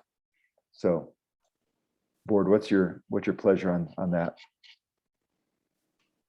Yeah, I think we ought to consider all those. I also think as we get through a few billing periods, we might learn more as well. So I think this all should be considered by the Finance Committee, including the number 5 that Howard suggested that Bertrand summarized. Yeah, I think we should take a look at it. Sure. Yeah. Okay. Bob, any thoughts on that? That sounds fine to me. Eric Christensen, I know you've done some analysis. Can you comment on how the change to the rates because of the EDU change from 716 to 230 affected Vail and commercial customers? Yes, I did take a look at the aggregate of Vail, and they went from, I think, about 144 average per month to 160. So they actually saw, about a 9% increase, I believe that's correct. I don't have a report in front of me. What does the 144 and 160 refer to? That's their average monthly bill of the aggregate of all the Vail accounts. So they actually saw an increase more are than there, are there 7%. Are there That three was before zeros the behind? 7% increase.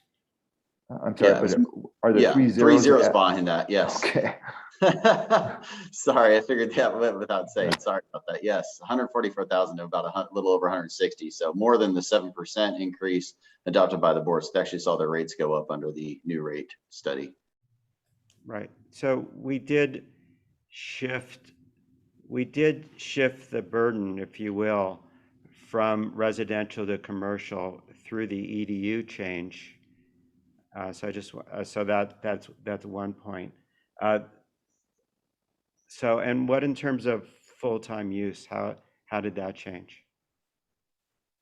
In terms of full-time customers? Well, or, people who are here a lot. Yeah, people who are here, I think I asked you to define that as, I think about half the time, I think is what we said in terms of days of usage, like 180, I think is what Yeah, I think it was 180 average over the last 3 years, including COVID.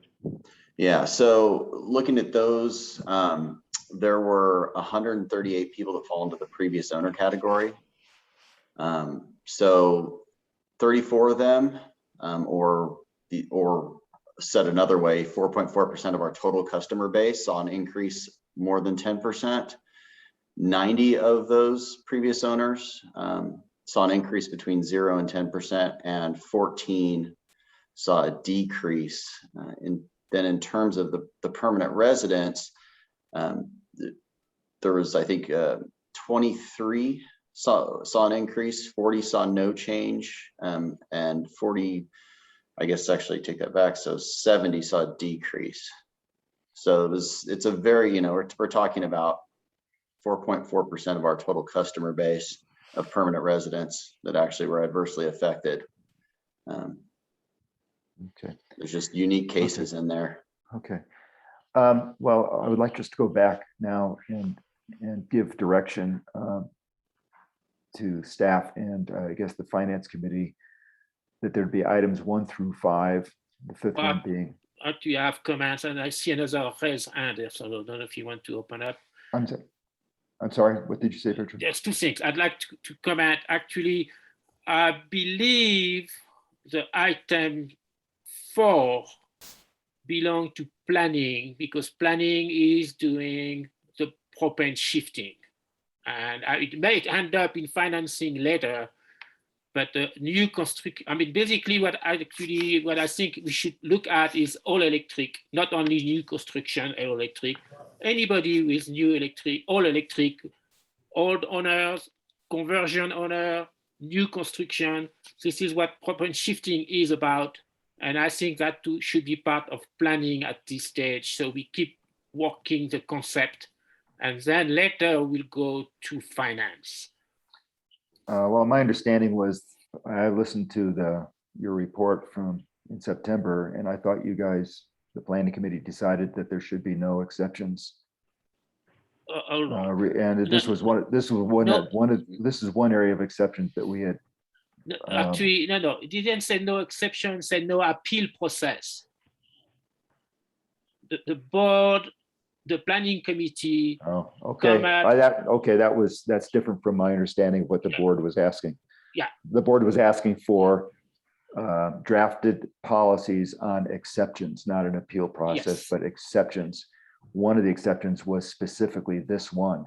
And my understanding was the planning committee decided, as I think you said, a low priority and will be considered later if ever. Actually, the planning shifting is exactly looking at the new construction with electrical heating. This is part of what we call propane shifting. What policy can we put in place to incentivize people moving to all electric instead of using propane, or incentivize people to convert from propane to electric? Well, this is something that's going to have to be considered quickly because there is new construction. So It's not something that can be Well, anyway, mulled over and the whole propane shifting and the much bigger topic. So this is a very specific thing for this ordinance. okay, we have planning committee where this is on the agenda on the 20th, I believe. And we'll try to come up with something at that meeting so we can push that back to the board. Okay, into finance. I mean, I certainly have no problem with you.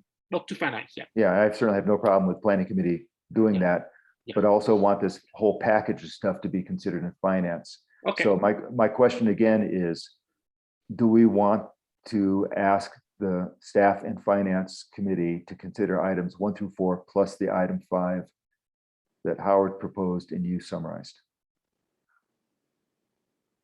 I mean, I would suggest that we do want that to happen. I do. Okay. Bob, is that acceptable to you? Well, I'm not the chair of finance. Well, no, I'm just going through the board member. You're I'm first. sorry. You're first on my screen here. Yeah, it all sounds fine. John, is that acceptable to you? Yes, yes, it is. Peter, is that acceptable to you? Yes. Okay, and Bertrand said yes, and I said yes. So there's your direction. And just make sure you add that number 5. Eric, you have one other public comment? Oh, okay, sorry. Who's that? Anton? Okay, Anton, yeah. Hi there. So in his previous comment, Eric mentioned that 34 of the people who fell into the previous owner category would see an increase of 10% or more. I believe I captured that correctly. I just wanted to point out that, you know, when I've seen the comparisons from KMPUD that say this is your usage before and after, to me as a customer, those comparisons were not correct because they were comparing the unit's usage, not my usage. So my usage is very different from the previous owner's usage. And at this point in time, you know, I have enough data to see how much usage I have. So for me, even though when you guys run the kind of analytics, you might see maybe I fall into this sort of 10% or thereabouts, or maybe a bit more. My actual difference is going to be 35% more because I'm looking at my actual usage, not the unit's usage. So I just wanted to call out that point that, you know, that could get lost in the analysis, right? If you're analyzing how does a unit compare before and after this change, as opposed to the point in time when the unit changed hands and the new owner's usage pattern started taking effect. Yeah, Anton, we're comparing it through the most current month just to see what it is. So we are looking at exactly what you suggested. Okay. And the other thing, skipping the COVID year added a lot of time, which is unfortunate. That's what we're drawing attention to. The other thing is, because summer and winter usage is so different, if you take a period and you look at something that isn't exactly full years, then you could end up with 2 winters or 2 summers, and that really throws the data off. Oh, that's understood, of course. Yeah. But we recognize the situation. I just want to acknowledge that. And my hope is that kind of situation is addressed in item 3 here. Right, exactly. That's what we want to do. Yeah, exactly. Anton, just so you know, I'm thinking of you whenever I hear this number 3. Yeah, and so am I. Yeah. Okay. So okay. Actually, I'd like to make a comment for the finance committee to think about when it start working on that. It just does not make sense. I mean, I do understand we need to look at full year to make any AMU EDU calculation because of the seasonal change. No problem with that. However, we should try to maximize the use of the new owner data. So if, for example, in the Anton case, he's been there 19 months at the time of the ordinance passage, and the 12 months are going to be ignored because of the pandemic. So he has 7 months actually that could be used, and the way it is done now, it is not used, and I think it's totally unfair. So we should take his 7 months, complete the year with the previous owner data, and go with that, and that would be a much fairer assessment for him. Oh, I'd love And, to that, do that. and that's what I propose in my Yeah, that's a, ordinance. Yeah. I would love to do that. yeah, so that's a good Absolutely. transition. That's a Yeah. good transition into Bertrand's Yeah. comments. Can we move to that now? Mhm. And I'd like to do this in a couple ways. Well, first, I'd just like to take, because in section 2, you propose, Bertrand, some edits, some wording edits. So let's first take section 2. Can you go back to that, Eric, in the screen? Yeah. There are a handful of proposed edits, and I don't know how meaningful these. Maybe you could explain why you think they're important. But Yes. as I read through them, I just couldn't see that they changed meaning very much. Or, but anyway, go ahead, please. Yeah, so actually, as I Section said, most of it is actually trying to clarify the ordinance so people can read it and make assessment for themselves. And I know, for example, if you look at section 7, we are mentioning that the EDU period is from April 1st to March 31st. And the reason we do that is to have time to actually make the changes before the new fiscal year starting July 1st. And I know that in section, we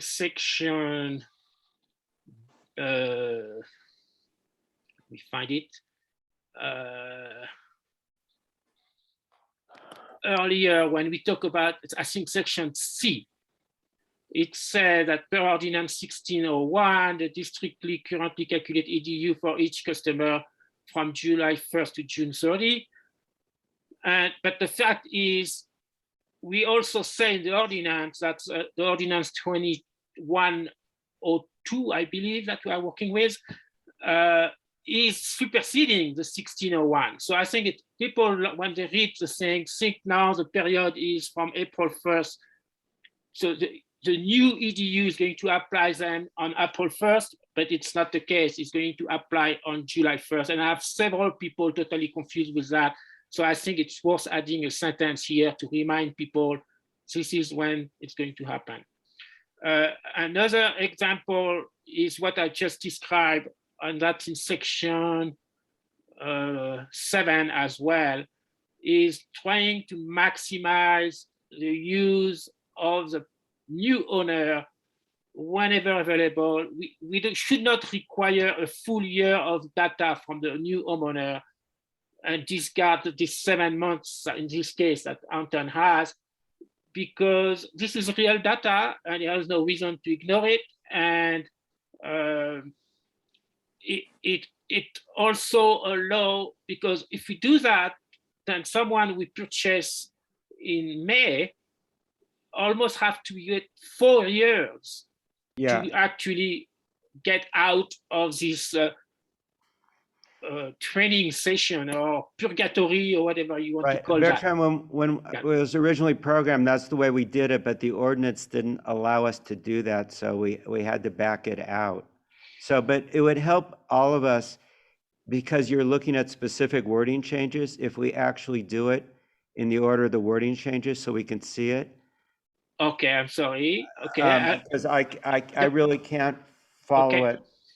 Okay, I start from the beginning because some are very. And whose screen are we looking? Eric, this is your screen, right? So. Yeah, so let's just go to D, where the word should is proposed to be changed to the word could. Can you make it a little bigger on the screen? Thank you. Okay, so here it's just semantic. actually, I think that whole paragraph is useless because we actually talk about in detail later. So I'm not sure why we need to get this whole paragraph personally. But I think we should focus on the least number of changes. Okay, so in this case, this one is just a semantic one. I think.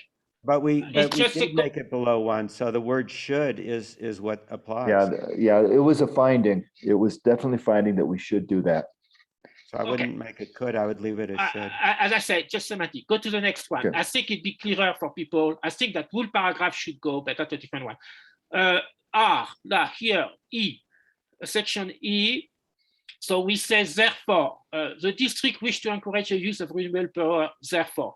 The fact is, this is the law of the land. We don't have a choice. We need to offer net metering. So I suggest to remove therefore and just say renewable generating system connected to the district electricity shall be subject to net energy metering. It's not a choice for the district to make. And I think therefore has no reason to be there. Next. Okay, here, actually, I have a problem here on the bigger problem that I didn't fix in my thing is the district has determined that revenue from electric service charge in any year will not exceed 105% of the district electric service and related cost for that year. So I believe what we want to talk about here is a cost. That's why I changed the and to an or. But actually, I would be much more comfortable if the district would say something like, the district is determined that revenue will not exceed 105% and will issue a credit to customer if ever it happens. Because I don't think we have a crystal ball to cover all the possible situations. And I am very uncomfortable saying we have determined and we know better. I think we should keep the door open and have a solution to address that. We can't do that according to Rust regulations. So I think for the purpose of this discussion, we should limit wording the clarifications and not new policy. Okay. Well, plus, if I may say, so this 105% is related to the tier ratio. Right. And each year, every budgeting year, we have the option, considering how much cash we have, what the situation is and so on. The board certainly has the option every year during the budgeting to reduce rates or whatever they may want to do. We certainly can't tie the hands of future boards to say this must be the case. The board may decide that the best way to get money back to people is to lower rates, is to reduce debt, for example, rather than doing what you suggest. In any case, that would be a whole policy change. It would have to go through Russ. That's not just a wording change. I understand that. That's why I just changed the and to all, because I don't think the sentence makes sense with an and. It will not exceed 105% of the related cost of a related cost for the district electrical service. So anyway, on the 105%, I totally understand. On one hand, we are committed to collect 1.05% because of the tier ratio, but we are saying here, it will never exceed that. And I think that's where we limit the board action. We are actually saying exactly what you say we should not do. We are saying that in any year, so it has to be 105 because of the tier ratio, but it will not exceed 105. That's a difficult exercise. I don't see why the ordinance should ask for that. I think we should have. I see your point, Bridget. I think I see your point. I think we should open the thing so the board can change things. I think, and just to be clear, Eric, these are findings. they Yeah. have no impact on the ordinance. They are purely the whereases that you would normally see in a resolution. Okay. They are not the meat of it, nor do they implement policy. So just to be aware of, you know, what we're dicing an atom over is really irrelevant. Well, it still limit the board what can do. But anyway, No, it doesn't. That's not correct statement. okay. Let's move on to the next one. Actually, it does. It said that it will not exceed 105. So if we wanted to, for some reason, It's it a does. finding, Bertrand. It's Okay. not, and part of it's the reasoning of the board behind the ordinance. The ordinance actually starts in section 3 of what is enforced. The finding is not what you're thinking it is. Okay, section 3.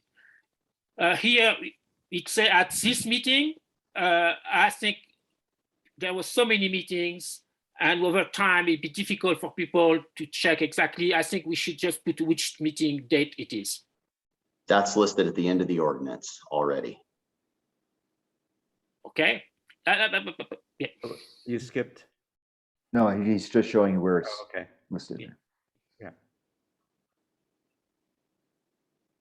Next, unpaid electrical service charge shall become delinquent at the same time. So the same time, the way I understand this thing, is all customer bills are payable upon presentation to the customer. So now I may misunderstand that, but I thought typically there is a due date on every invoice, and we are not delinquent until that due date. And so the way I read it, it looks like we are delinquent right at the presentation, even if there seems to be a grace period because there is no penalty until the due date. I just don't understand what the rationale here, and maybe someone can chime in. Yeah, Eric, can you explain that? Sure. This is language put in by Dick Shanahan, and it's the same. It just refers to the same. So we have uniform policies across all of our, because we only send out one bill for all utilities. So this is just links it back to water, which has the policy. That doesn't answer to my point. My point is, I thought we are not delinquent until the due date.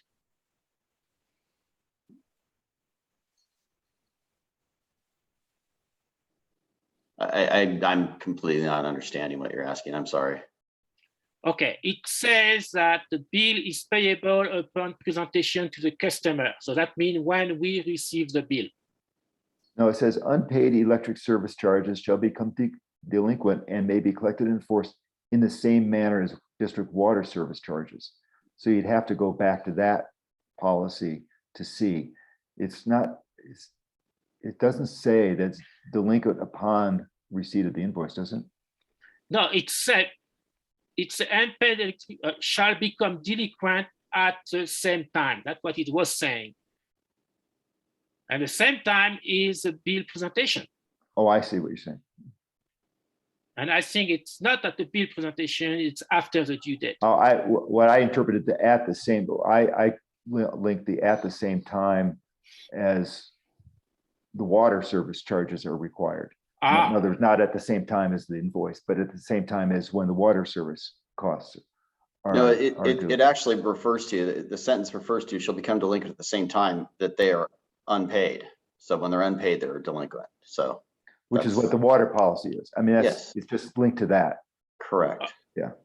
What I'm saying, it's not very clear, and I was trying to clarify that. Next.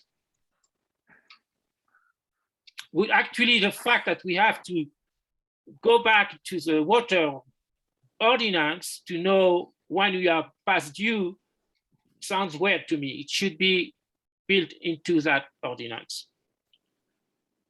Section 7. So here I clarify that the EDU for people who are not crystallized, I mean, are still having collecting data, is changed on July 1st. That's the way I understood it.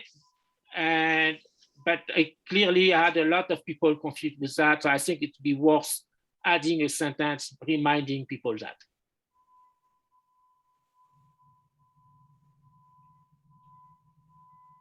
Oh, is that, anybody have a comment on that? Does that states the fact, right? The yearly revised EDU applies at the beginning of the following fiscal year, July 1st. Is that right? Eric? Yes, that is right. And that is, Is that stated elsewhere or is that? yes, it's stated elsewhere. It's stated at the beginning in the description of the ordinance 1601. There you have it. But we also say that this ordinance is replacing 1601. So I think we should say it here as well. Again, try to make it easy for people. Yeah, I mean, if it's an accurate statement, it seems reasonable to include it to me.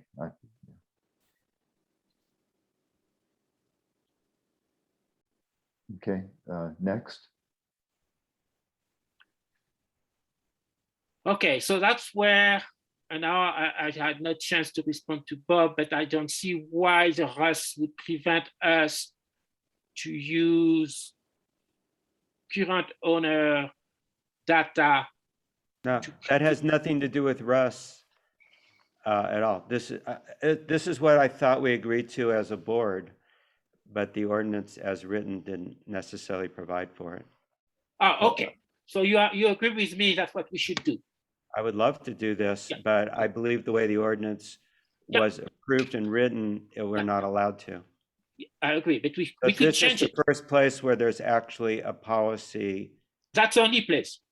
This is the only place I believe where the policy is being changed. In my mind, it's being changed to reflect what I imagined it was supposed to be in my mind, but the actual wording didn't allow for this. And you know, it would fix people I would like strongly support this, and I know that Eric and I did an analysis to verify the benefit.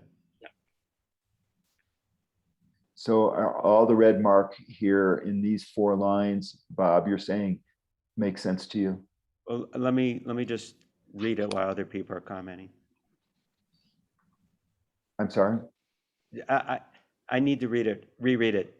Okay. Sorry. You said aloud.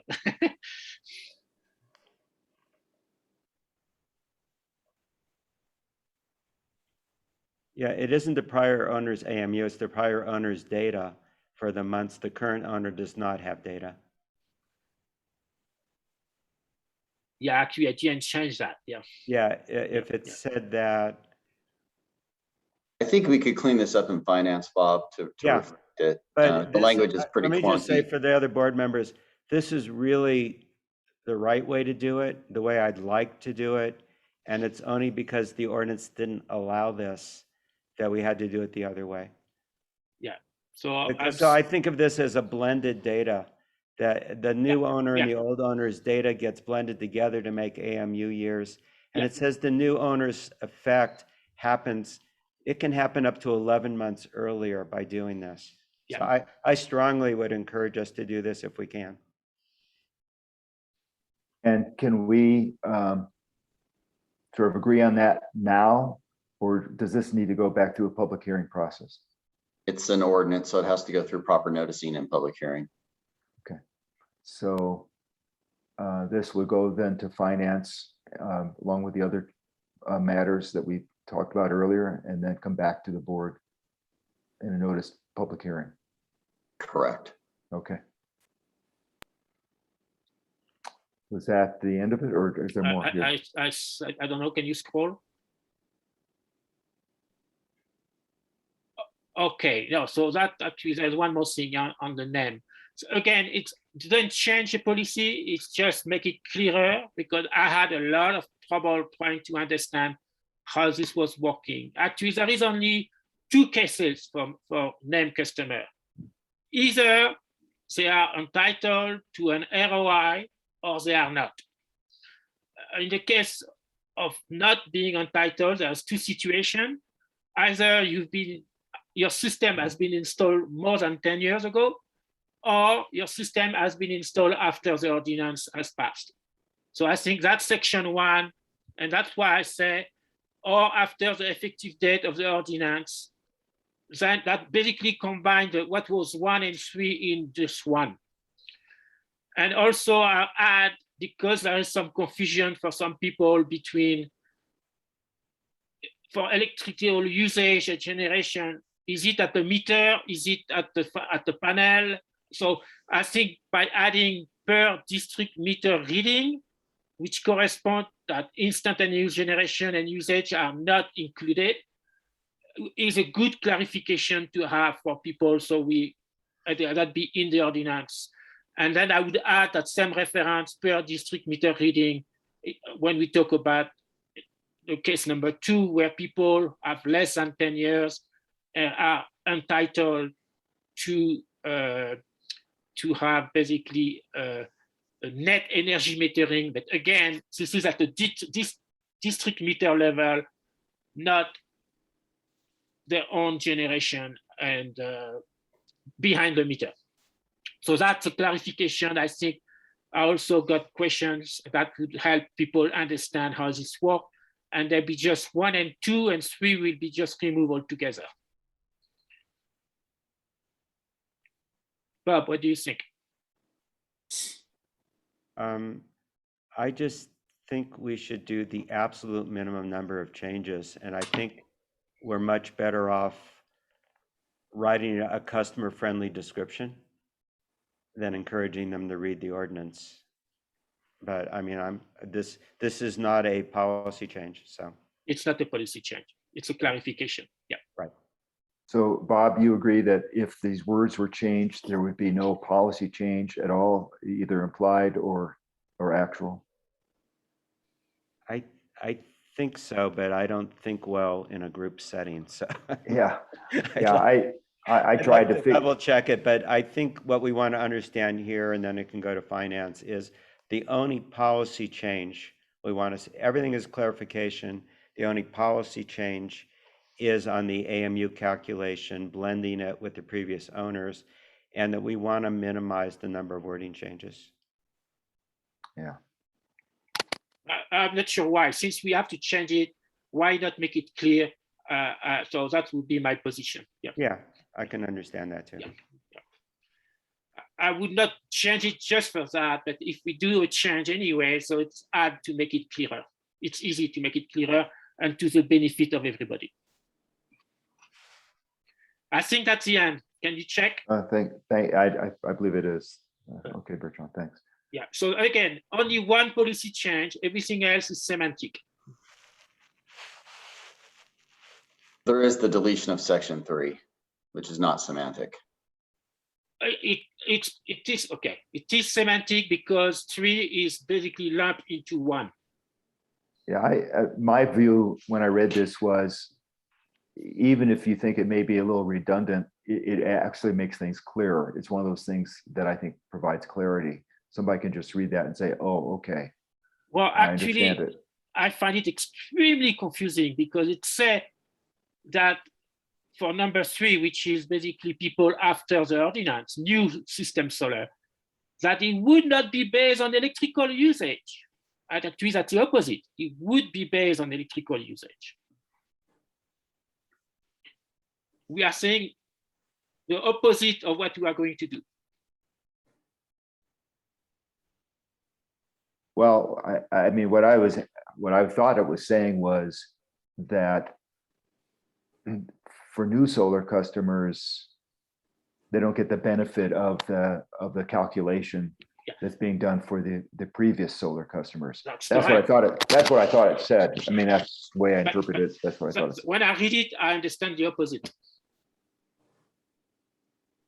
It said, like, okay, in number 1, we are saying people with more than 10 years, the RME calculation is based on electrical usage. That's what we said, case number 1. Case number 3, that we want to be the same than number 1, we say that it would not be based. So one we say would be based, and the other one is would not be based, and actually they are the same thing. Eric, do you have a comment on that?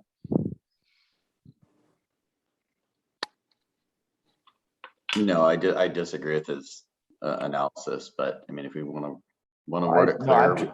I'm trying to, honestly, I'm trying to understand it. I mean, I actually just don't understand it. So what the intention here is clear.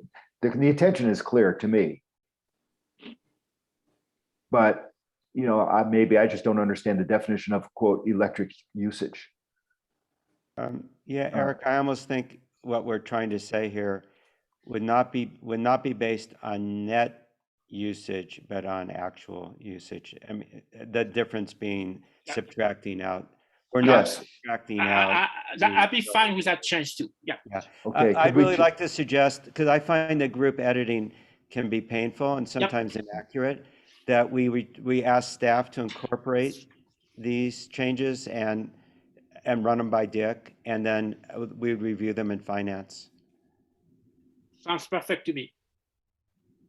We don't need to take up time there. And our intention is the only policy change is the one we described on blending AMUs. Yep. I appreciate Bertrand's time carefully reading this and identifying things. It's always helpful. Yeah, I'll just say that I didn't see much value in the edits in number 2, in section 2. I saw a lot of value in the edit in section 7. And now that I understand this other one in 8. So that's my point of view. Okay, well, if we can direct staff to Okay, what I would like to do, I propose to directing staff is to pay attention to section 7 and 8. And not section 2.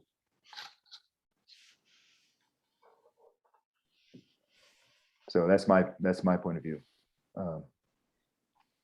Bob, you would have all sections, all red marks considered? I'm flexible. I'd have to, now that we've had the conversation, I'm looking forward to just going back and rereading everything. Okay. But I'm also comfortable having, if we tell staff to minimize the changes and focus on the one policy, I imagine that they'll. Okay, that's what I would, okay, I'm fine with that. John, thoughts? Yeah, I'm good with that. I think the edits and the findings is important. Okay, Peter? Yeah, I think it's important to communicate with Dick Shanahan, and he could probably explain this a lot better than any of us as to why he worded it the way he did. Okay. Yeah. Since we are talking to Dick Shanahan, there is one thing I didn't put here, but we are referring to bundle customer at one point into the, I think it's in section 8, but actually we don't have bundle customers. So I think that should be removed. Yeah, the bundle customer part, yeah. Okay. I disagree with the fact we should minimize the change. I think since we have to revise the thing, it doesn't hurt to make it readable for the normal people without having to. Yeah, but some of your changes, Bertrand, are not. I'm fine with some of, yeah, okay. But Bertrand, some of those don't, I mean, like your word change from should to could and so on. I'm fine. I agree with that. Inaccurate. I agree with that. I So agree with that. I think specifying, for example, that the EDU change July 1st is valuable. And I know for a fact because people are lost. Yeah, so, okay. Yeah. Okay. All right. So that's the direction then, is to Eric, you have some audience comments? Yeah, okay. Doug has his hand up. Okay, Doug. Sorry, just one quick comment. I think, a lot of the comments that we just talked about with Bertrand's edits do come back to what I was saying before about the customer-friendly communications of this. So I will underscore that again. One thought I had that is related to both this and the previous topic, though, and this could be moot because it can't be done, but I just was going to recommend that we think about if we make some changes, especially like the one that was redlined here, when is that effective? And if that gets backdated to the effectiveness of the ordinance originally, and so that we would credit customers back with decreases in changes or increases in changes. I don't know if it's even possible to do that, or it has to go into effect at the time of, but that was one thing that I think for any changes of any of the bullet points that we have, we need to be clear on what the effective date is, and we should consider implications, if possible, about backdating it and crediting customers to, if we think things were done incorrectly in a way that we can credit them back, we should potentially consider that. And I just want to make sure that was underscored as an agenda item to be considered when discussing all topics. Yeah, I think that's a good point. Okay, Eric, do you have direction? I do. Thank you. Thank you. Thanks for all this discussion, important discussion. And I think we can move on to the next agenda item. If I can just go back and find it.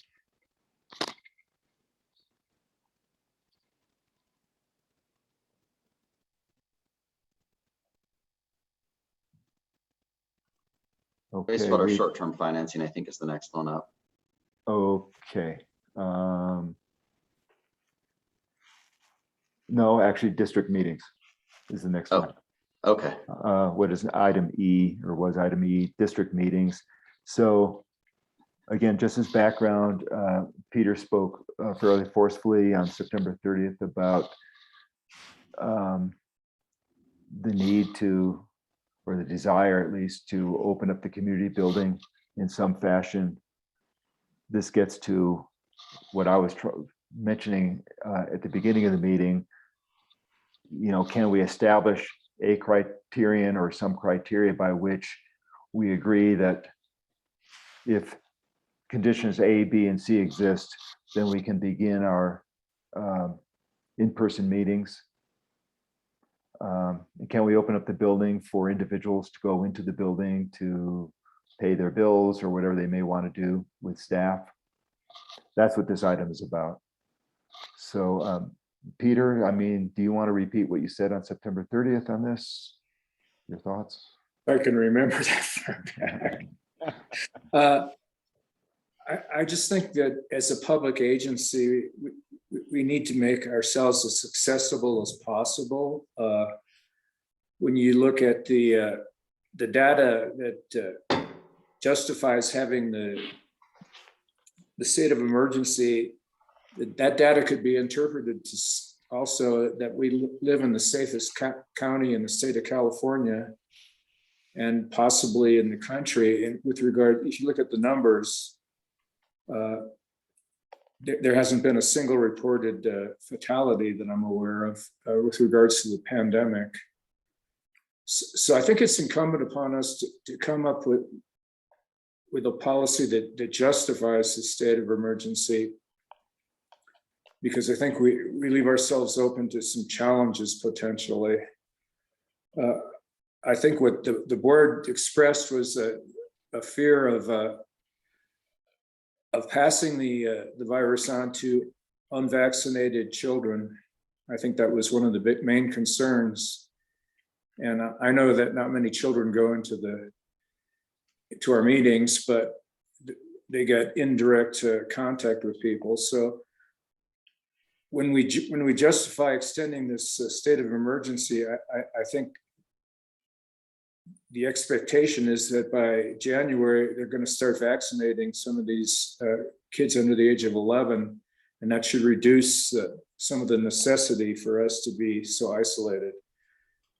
People carry vaccination cards around with them. I may not carry mine in my wallet.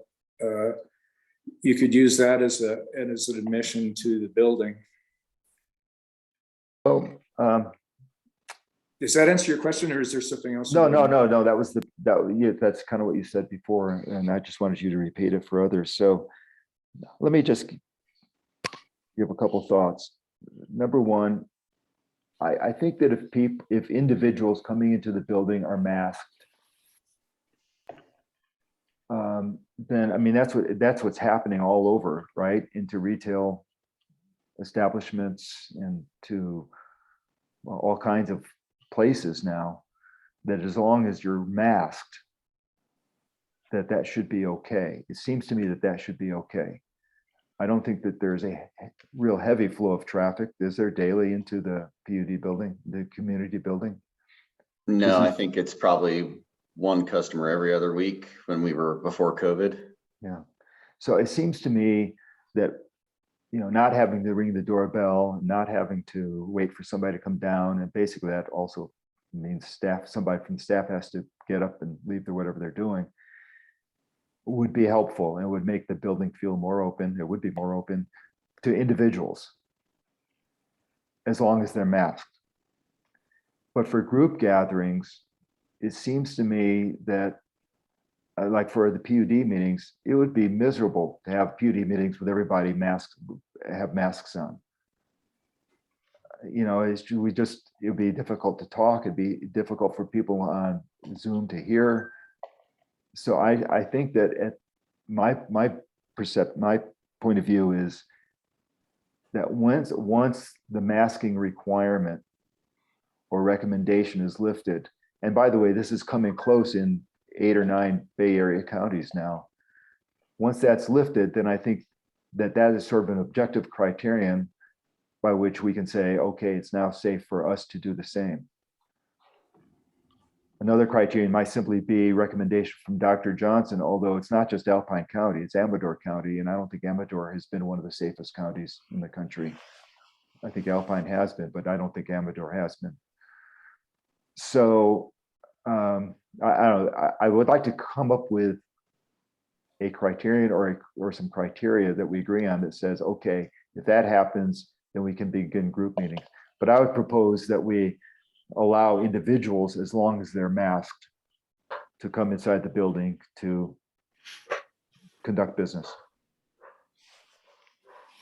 It sounds good to me. I mean, I know that there was some concern on staff's part, but about, you know, children and so on. But I think that that can be mitigated with the masking. I understand that Terry has her hand up to make comment. Hi, Terry. Hi, I just wanted to say that we did have one death, our very first death in Alpine County. So I just wanted to let you know if you hadn't heard, but Thank you. that's all, just one. Okay, Terry, thank you. Thanks very much. So I don't know, can we agree on something along those lines, or can we agree that it's okay to open up the building for individuals as long as they are masked? Howard has his hand up too, by the way. Howard did you say? Yeah. Okay, Howard. Yeah, along these lines, I just wondered if going forward, it would be possible that these meetings, the board meetings, be in kind of a hybrid mode where people could come in and Zoom in addition to being present. That is definitely the idea. Eric just mentioned we're working on the technology right now. We've been running some tests. They were very unsuccessful. We are going to have to upgrade our Zoom license, and we think that will resolve the issue, and possibly the purchase of a rather expensive microphone if that supplemental Zoom rooms package does not solve the problem, to the tune of about $7,000 for the microphone. So staff's working on it, and we did run some tests Wednesday, Thursday, Friday. So we'll keep at it to facilitate the hybrids. Yeah, so I'm just going to make a proposal to see what you guys think.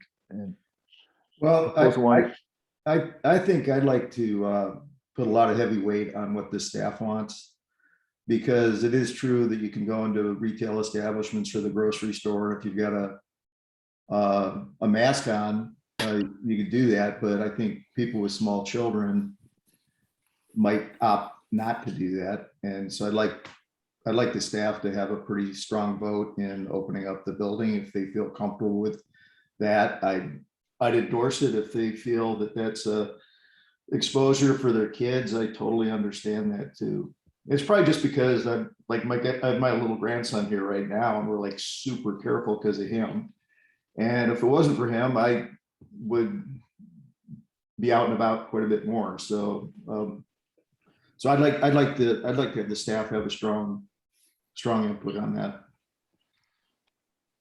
Well, myself, I hope that we can have this hybrid technology up and running sooner rather than later. As far as masking, I mean, access for masked people. This is what I see everywhere now. I don't understand why in Kirkwood, where we are actually very one of the best in the country. Yes, I know Amador is not as good, but this is Amador in Jackson, not Amador in Kirkwood. I don't see any rationale to keep the building closed, but I do agree with the requirement for masks. Just to be clear, the building's not closed. No, I know. I mean, okay, you Just to need be to clear. knock. It's not okay. Not freely available. And it's not that we have huge traffic anyway. You are talking about one customer every other week. But it's about, I mean, this is a building that actually belongs to the community, and I think people should be able to go there for valid reason indeed. And but I do agree that masking should be required. So I have two questions. One is of Terry. What is Alpine County doing as far as individuals coming into county buildings? They have to be masked. But they are able to come in and conduct Yes. business Yes. as individuals. Yes, they just have to be masked. Yeah. Okay. And the second is, what is our staff's point of view of this on this as far as safety goes? I'll conduct a meeting to get their consensus, and I'll be happy to share that. I don't want to misrepresent anything until I've actually talked to all of them about this idea. Sure. Okay. Well, I think that,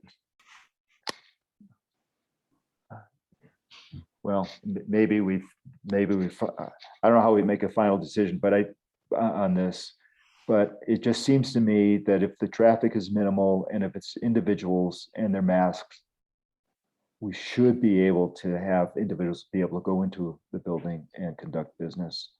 If that's what Alpine County is doing, I just see that, as it was stated, I see that happening all over now. I don't think we should have group meetings of any kind until, my personal opinion is, until masking is no longer recommended or required or recommended. And that we, Eric, the only thing I wanted to add to that is Alpine County does not have their restrooms open to the public. So if we're going to open up, the board should probably opine on that. We would probably want to follow their lead and not have the restrooms open to the public as well. That's fine. That's fine. Yeah, I would like to follow the county's lead on that, on the individuals and on the restrooms. But I don't think there should be group meetings until masking is a thing of the past and we have the technology set up. So that's my opinion. As far as criteria, I suggest that we follow the CDC recommendation. Or the California Public Health, Yeah. Perhaps. One or the other, yeah. California Public Health. Bob, John, any more thoughts on this? I mean, I want to be sensitive to the staff's needs. I don't want the staff to be overly conservative, though. I mean, I don't know how else to state it. I mean, it is a community building.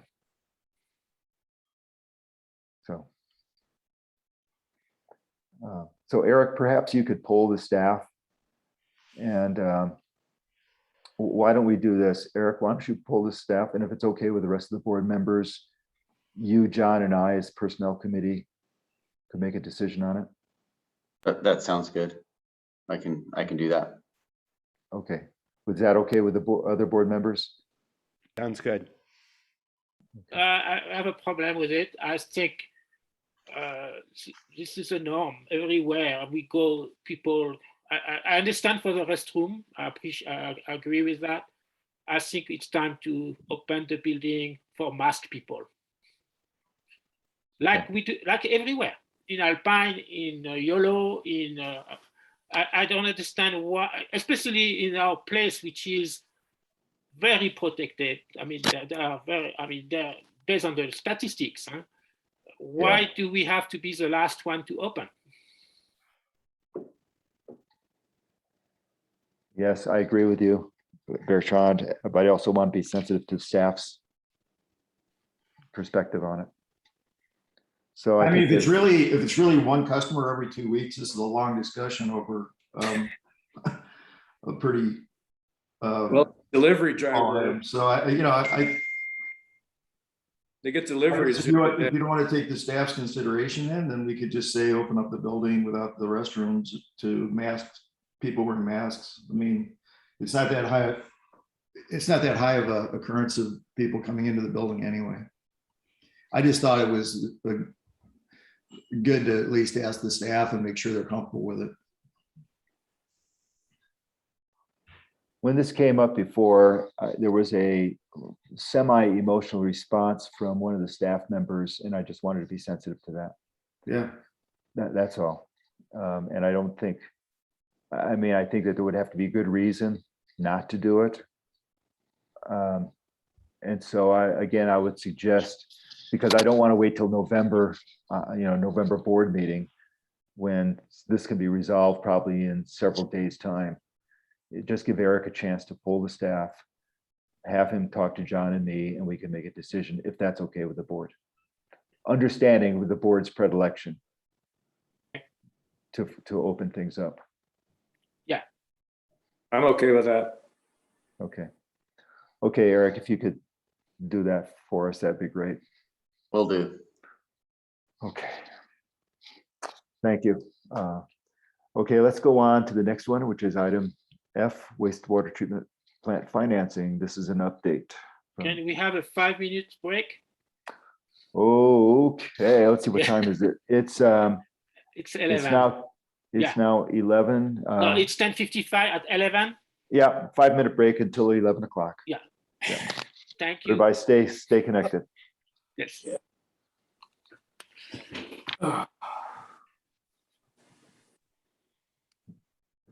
Rick, you can pause the recording if you want. Back yet?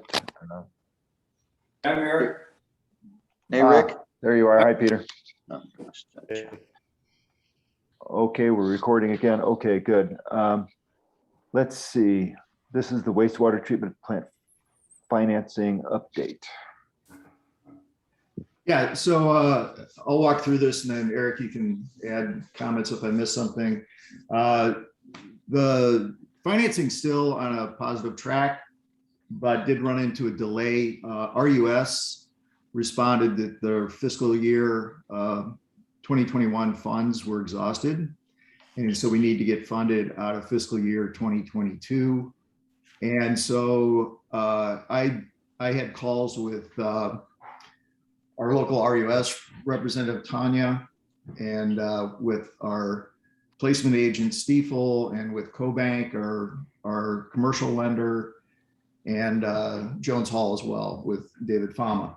So it's all in pretty good shape. It is a delay. So I asked about, when would those funds be released? And Tanya couldn't really tell me when they'd be released, but she says they do get their funding with or without an approved budget.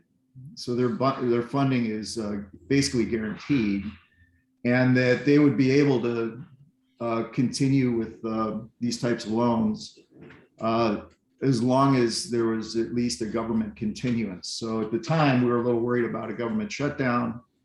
Obviously, if they weren't at work, they couldn't process these types of loans. But if they're at work, they should be receiving funds. I mean, the way this worked is when we applied, the local funds were exhausted, so it went back to a request to national. National didn't have the funds as well. Now, when the fiscal year 2022 funds are released locally for our state, they'll be able to make that decision locally. Tanya was very bullish on us getting the loan. She said, we're shovel ready. That's good. She already has the commitment letter drafted. And so I think she feels pretty positive, and it's just really no action required on our part, just to keep touch with her. And I did touch base with her yesterday, and she didn't have an update as far as when she received her fiscal year 2022 funds, but we are staying on top of it, but there's not any additional work we need to do. So then I talked with Stiefel, our placement agent, and also with CoBank, who's our commercial lender, to see how is this going to impact their participation, their loan to us. And CoBank said they were totally interested. They're staying on board, not really concerned. And I think that is partially because, you know, the advice we had gotten is that CoBank has done quite a bit of those RUS loan paybacks, and they're pretty resilient in understanding of the RUS process. So, so they're still on board. No really any further action to do there. I would say if there was an exposure, it would be, you know, an interest rate change. If we saw this drag out longer and there was some increase in interest rates, they might propose that, but right now that isn't what they suggested. So so basically, there's no real action on our part except for, you know, continuing to check in with Tanya and make sure that we understand when they're going to get funding, and then continue to keep CoBank up to speed. And Stiefel, Eric McKean at Stiefel has been really helpful in the process, and of course David Fahm has been helpful as well. Eric, did I miss anything, or anything you'd like to add? I think the only thing I would add to that is that it wasn't that the funds were exhausted by the time our application went in. It was the additional requirements put upon us and the delays introduced by U.S. Fish and Wildlife Service and the Wilton Tribe of Miwok Indians at the 11th hour that pushed our basically that needed to be resolved by USDA internally, and that's what really drug it out towards the end. Yeah, that's good clarification. Yep. Howard has his hand up, Eric. Howard? Yes. So one question I have, and pardon me if this has been answered at some point in a previous meeting, but the report for the feasibility study had a total budget of 3.65 million, although the report did not have the customary line items that most reports like this would have for engineering and contingency. But I wondered how we got from 3.65 up to 7.5. Yeah, Eric, you want to comment on that? Yeah, that was, you're looking at the 2018 feasibility versus the preliminary engineering report, which came out much more recent. So there's actually, this went through finance end of the board quite a few months ago. There's a very detailed report on that answers all of those questions. So I'd encourage you to go look at that. And if you can't find it, let me know. I'm happy to send it. Yes, could you send that? I'd appreciate it. Will do. Yeah, probably one more thing I should add is, you know, it's always good to have a contingency plan. So I did set up a meeting with iBank, which also can provide funding for this type of a project. I don't think we'll end up following through and having to take advantage of that with iBank, but at least I want to have a conversation there and understand, you know, what an alternative might be if we're going to run into a longer term problem with the RUS funding. But I don't think that'll happen, but it is a contingency that I wanted to explore. Great, that's good. John, we should probably explain iBank is a state of California entity under the Treasurer's Office that provides loans for these purposes.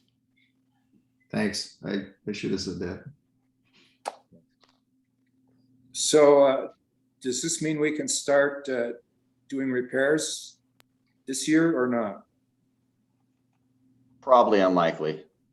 Probably unlikely because you don't feel comfortable with the risk, or because we may not get reimbursed if we start ahead of the letter of obligation. So realistically, when do you think we can start the repairs? Early next year for the internal portions of the projects, at least get them out to bid. Like in the spring, maybe? It might even be, you know, January, February, if depends on how fast the state moves. Okay. Or the feds move, I mean. All right. Any other questions on this discussion? Okay, if not, we'll go on to item I, which is the KCA Community Roadmap. So as just as background, the Economic Development Group has kind of evolved at this point. You may remember that Bruce Gianola of KCA kind of took leadership of the economic development sessions, tried to organize it into some committees and so on and so forth. And then, of course, the pandemic came along, and also Bruce and Cheryl moved out of the community. Some months ago, Eric and I asked Dolan Beckel, who's now president of KCA board, if KCA would like to take the leadership position for continued economic development discussions. And Dolan basically said yes. And in fact, KCA has developed a sort of strategic roadmap. And he would love to have that roadmap become more of a community-wide roadmap. So to that end, he organized a meeting between the PUD, namely Bertrand as chair of planning, me and Eric, Gary Dirk from the development group, Matt Jones from Vail, and then KCA, there was Dolan and another board member. So we had a 2 or 3 hour long conversation looking at the roadmap and suggesting, inserting some aspects that the PUD is working on that we've already talked about are high priority for us. And that developed into a chart, a graph, a table of strategic initiatives. Dolan asked if he could publish that on the KCA website.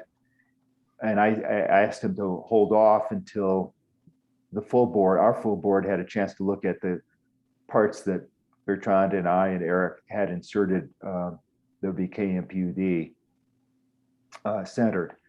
Before he did that, he agreed. So that's why this is here. And you can see that in the 4th row down, there's a category called community physical infrastructure and public utilities, which is primarily KMPUD items. And then there are some other items that are under the joint of what he calls improved governance and other wicked issues joint. And there's some things like electric vehicle charging there. But so what we had inserted, asked to be inserted into this table, you can see it was the upgrading of the wastewater treatment plant, the water system analysis and well upgrade, the propane analysis and policy updates, fire response funding, and promote energy efficiency. And then under the last row, let's see, we have the electric vehicle charging, the things that would particularly involve us. I mean, we would be involved with all the ideas that we might be involved with many of these things in the bottom row, but there are a couple that are specific to us. Probably like electric vehicle charging is one of those, for example. So this is the roadmap that he wanted to publish onto the KCA website. And if there's agreement amongst the board about the items that we've contributed, then we would give him the okay to do that. There may be some other things we might want to add. Maybe particularly because of the wildfires we just experienced, maybe there's something along those lines. I think fire prevention would be real important.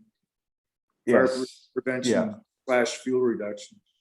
Yes, and I think we could add that. We could KCA is with that, the better.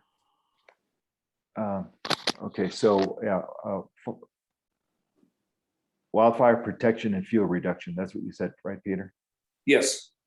Okay, so that would be one that would be added to this row, and that would be a high priority, I assume, a very high priority item. Is there anything else that people would like to add, or do you have any other comments on? Eric, on items? my problem is not knowing why this was in the agenda and just reading this. Because the difference between KCA and just KC is one letter. KC. Yeah, the title, Kirkwood Community. Oh, I just thought that they thought this was their roadmap. So no, I have a problem with the way it's labeled, creating the impression that this is the KCA roadmap. And I'd like to see that fixed. Okay, do you have a suggestion? Just say No, community? it's only as you're talking that I finally figured out what we're looking at. I see. Yeah. Can we just add wide, Kirkwood community wide priority roadmap? Would that help? Well, yeah, I think it would help. I'd rather think about it a little bit, but also if we're going to publish it, we could put it on our own website as well. Sure, we could. Yes, and I'm sure Dolan would love that, to have that happen. What do we call the strategic planning group? Say again, Bob, I didn't understand. Well, the economic development group. Isn't it the economic development group roadmap? Yeah, I guess it is. Yeah. Yes, I mean, Anyway, I don't want us lose a lot of time today. yeah, I'll just like to think about that. I'll just emphasize that what Dolan was striving for, and which I think those of us who are participating agreed with, is that a roadmap that begins to integrate across the entire community. I love it. Yeah. That was the idea. So it becomes, yes, it's economic development. I mean, in the end, it's all economic development, I guess, but it's also more than that. You know, it's not just economic I'm development. just saying a name that's durable, that implies the whole community. Okay. I'll be fine with KMPUD Economic Development Group or whatever. I still think KMPUD should be there. Okay. I will talk to Dolan about that. So I have one comment that worries me a little bit is there is this little section, divest KCA municipal responsibilities.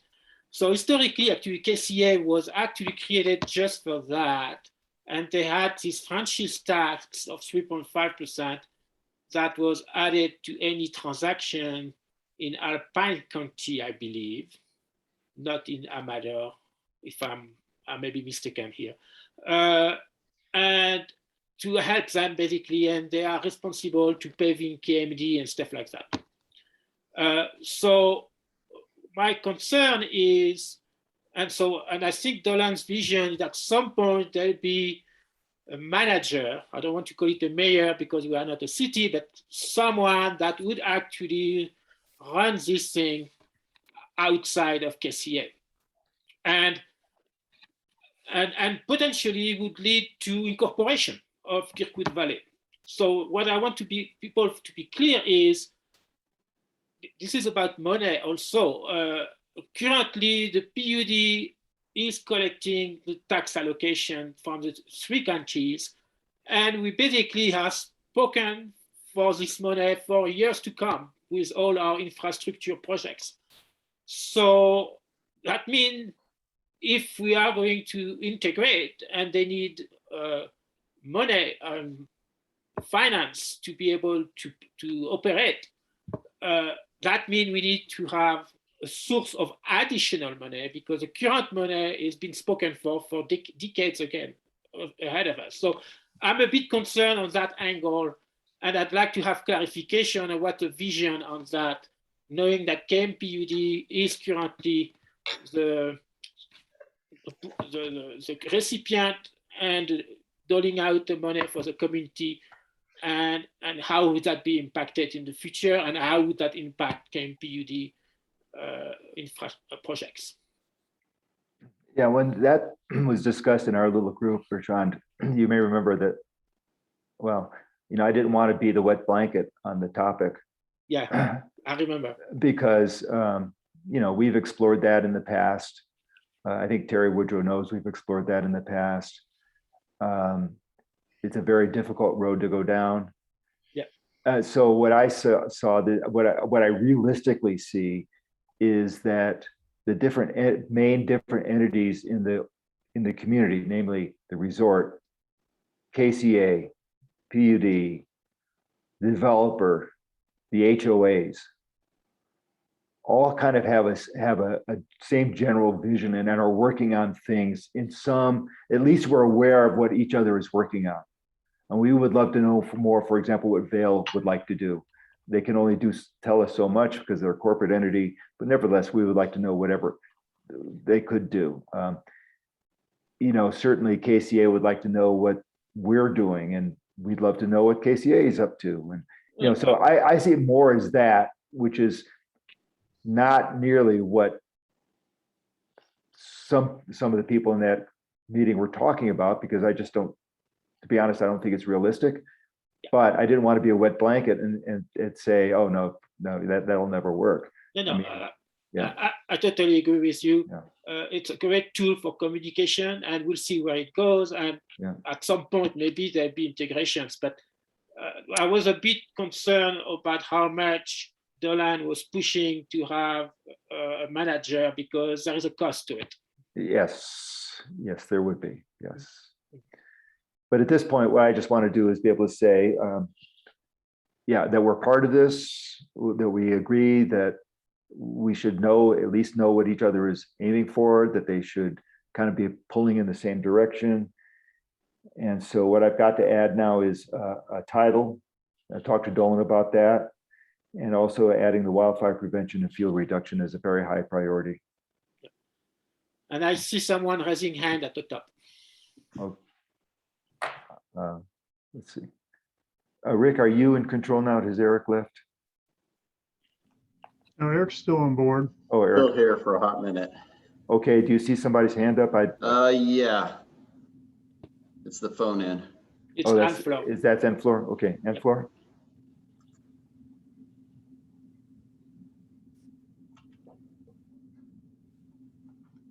Anne-Fleur, can you? Anne-Fleur? You're on mute.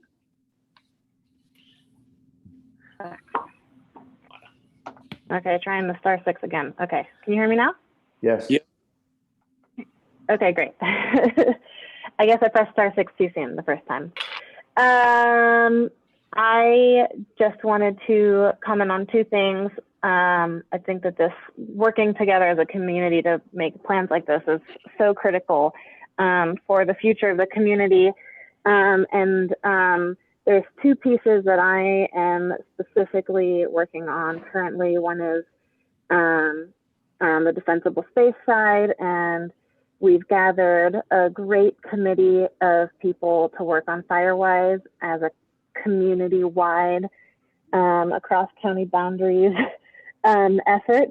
So I think that that's a piece that can definitely help as we move it forward. Coordinate with efforts the PUD's making and any other efforts other entities in the community are making, and that is clearly a high priority. And the second one I see a slight mention of here, but I think deserves more attention, is the school. And we're also putting together a committee of people who are interested and determined to have a school in Kirkwood again, including myself. And we are gaining momentum on that and starting to move things forward to make it a reality, with kind of a 2-year plan of having a permanent school in Kirkwood. And so I think that that's something we are going to need community-wide support from. And so would like that to just to be people to be aware of the importance of that, and that there's a lot of people, a lot of families that are interested in being able to build more community and be in Kirkwood full time. And the one barrier to that is the school. So so we're working on making that a reality. And do you have a suggested thing to say about school with this? Well, I think that there's just one small thing at the end, at the bottom, far right, about supporting some kind of school activities, but I think that could be a much stronger box of working towards having an in-Valley school for the families that are here full-time now and those that would like to be here full-time. Got it. I'll work with. Basically, I think we should raise the importance level of that. Now it's at the lowest level, and it's critical peg actually for economic development is for people to be able to live with their children here. Yeah, I agree. That'd be an amazing development for Kirkwood. Yeah. Okay, well, I will talk to Dolan about these changes and additions, and then give him the green light to put it on the website. And we could put it on to our website as well, if we choose. Okay. Sorry, the sun is hitting me just wrong, so I can't really see things very well. So give me a moment to get back to an agenda. I think we're at manager's report, which Rick may give in lieu of Eric. Is that where we are on the agenda? Yes. So it looks like we lost Eric, of course. And so I'll just jump into basically my report and kind of combine the two, if you don't mind. Okay. For Caldor fire, the fire is actually 98% contained. Total acres burned was 221,775 acres, with over 1,000 structures lost, which was just devastating. Luckily for us in the Kirkwood area, as you know, we got through, and our biggest concern now is just access to Kirkwood along the highway, along the burn area between Silver Lake, especially around the Carson Spur, where the gas X system up above was damaged due to the fire.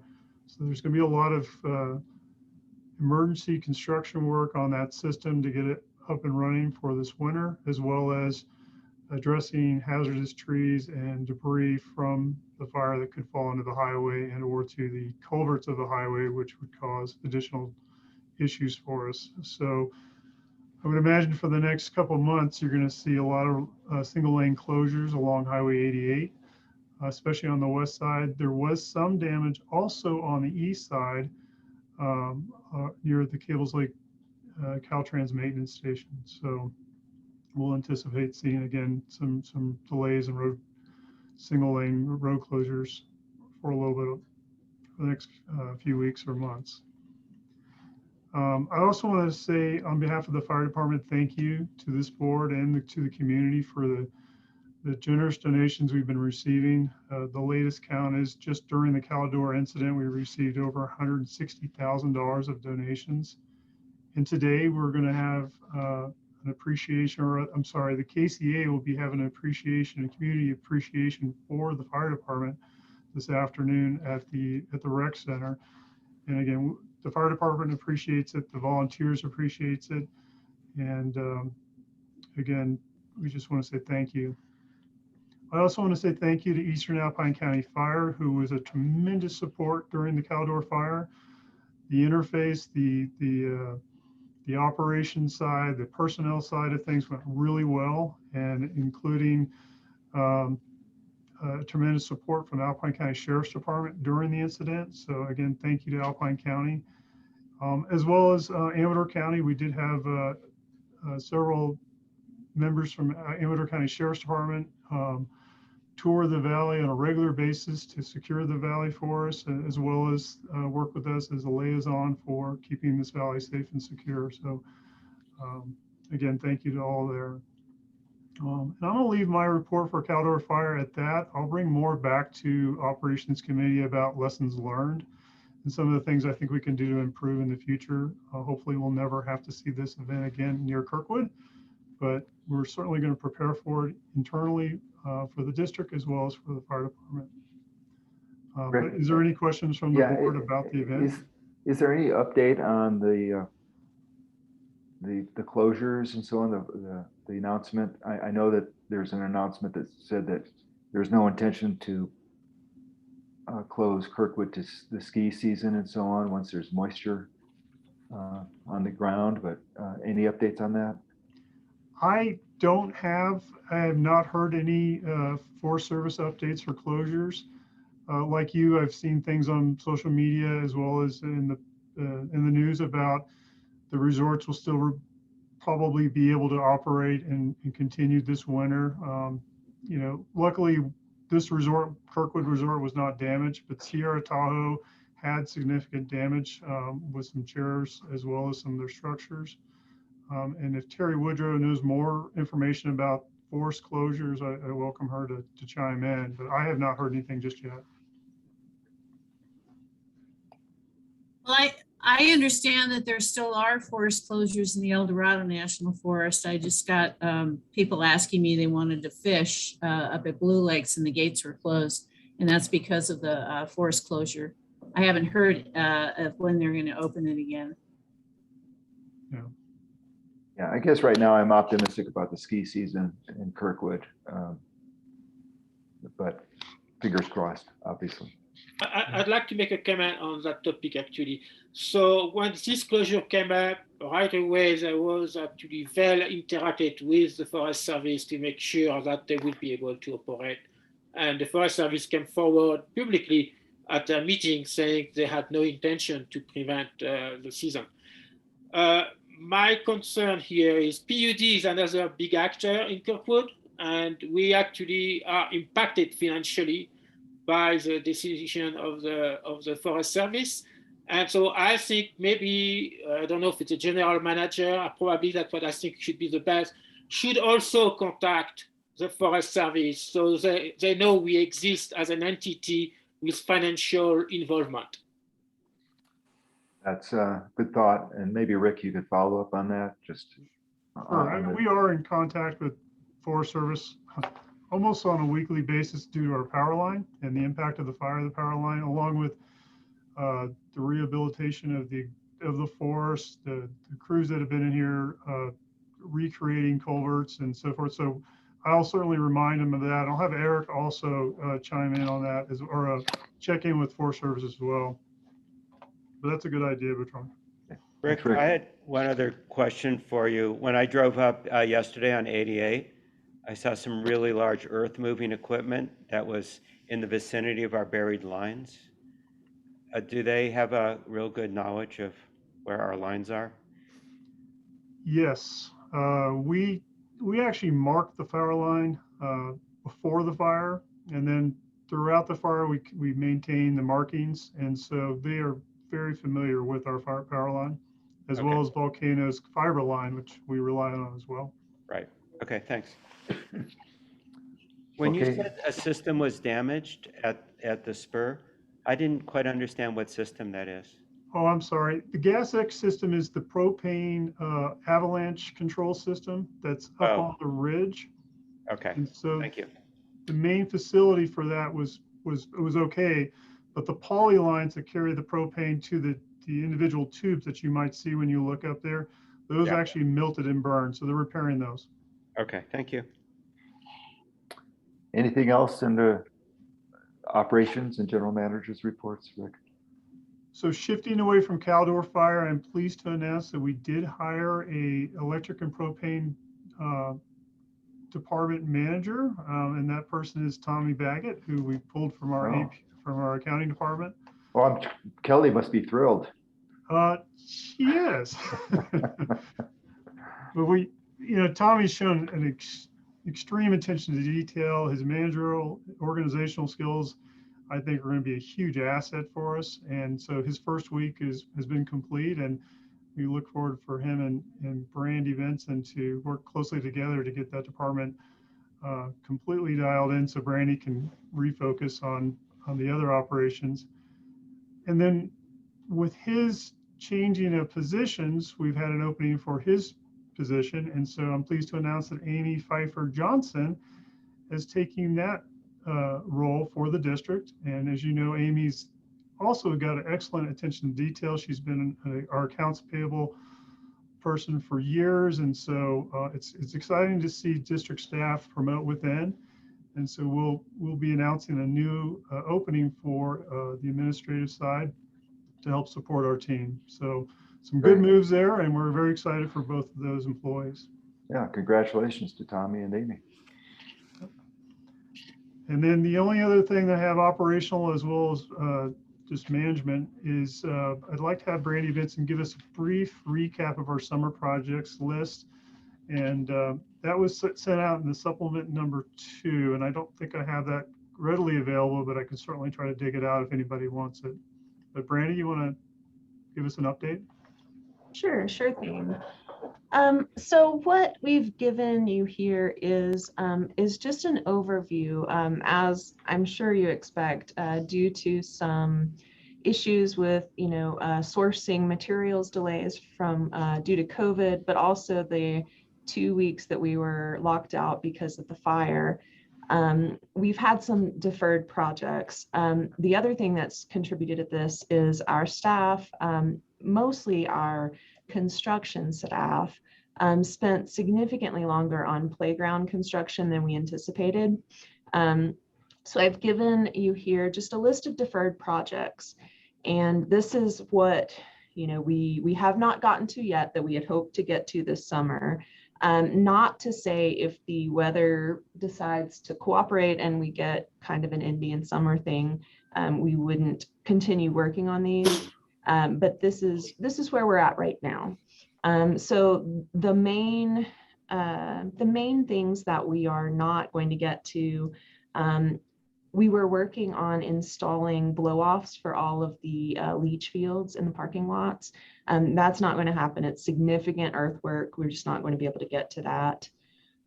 Also, for the electric department, we've been down a staff member most of the summer, replacing an LJE with a riser vault and replacing a transformer.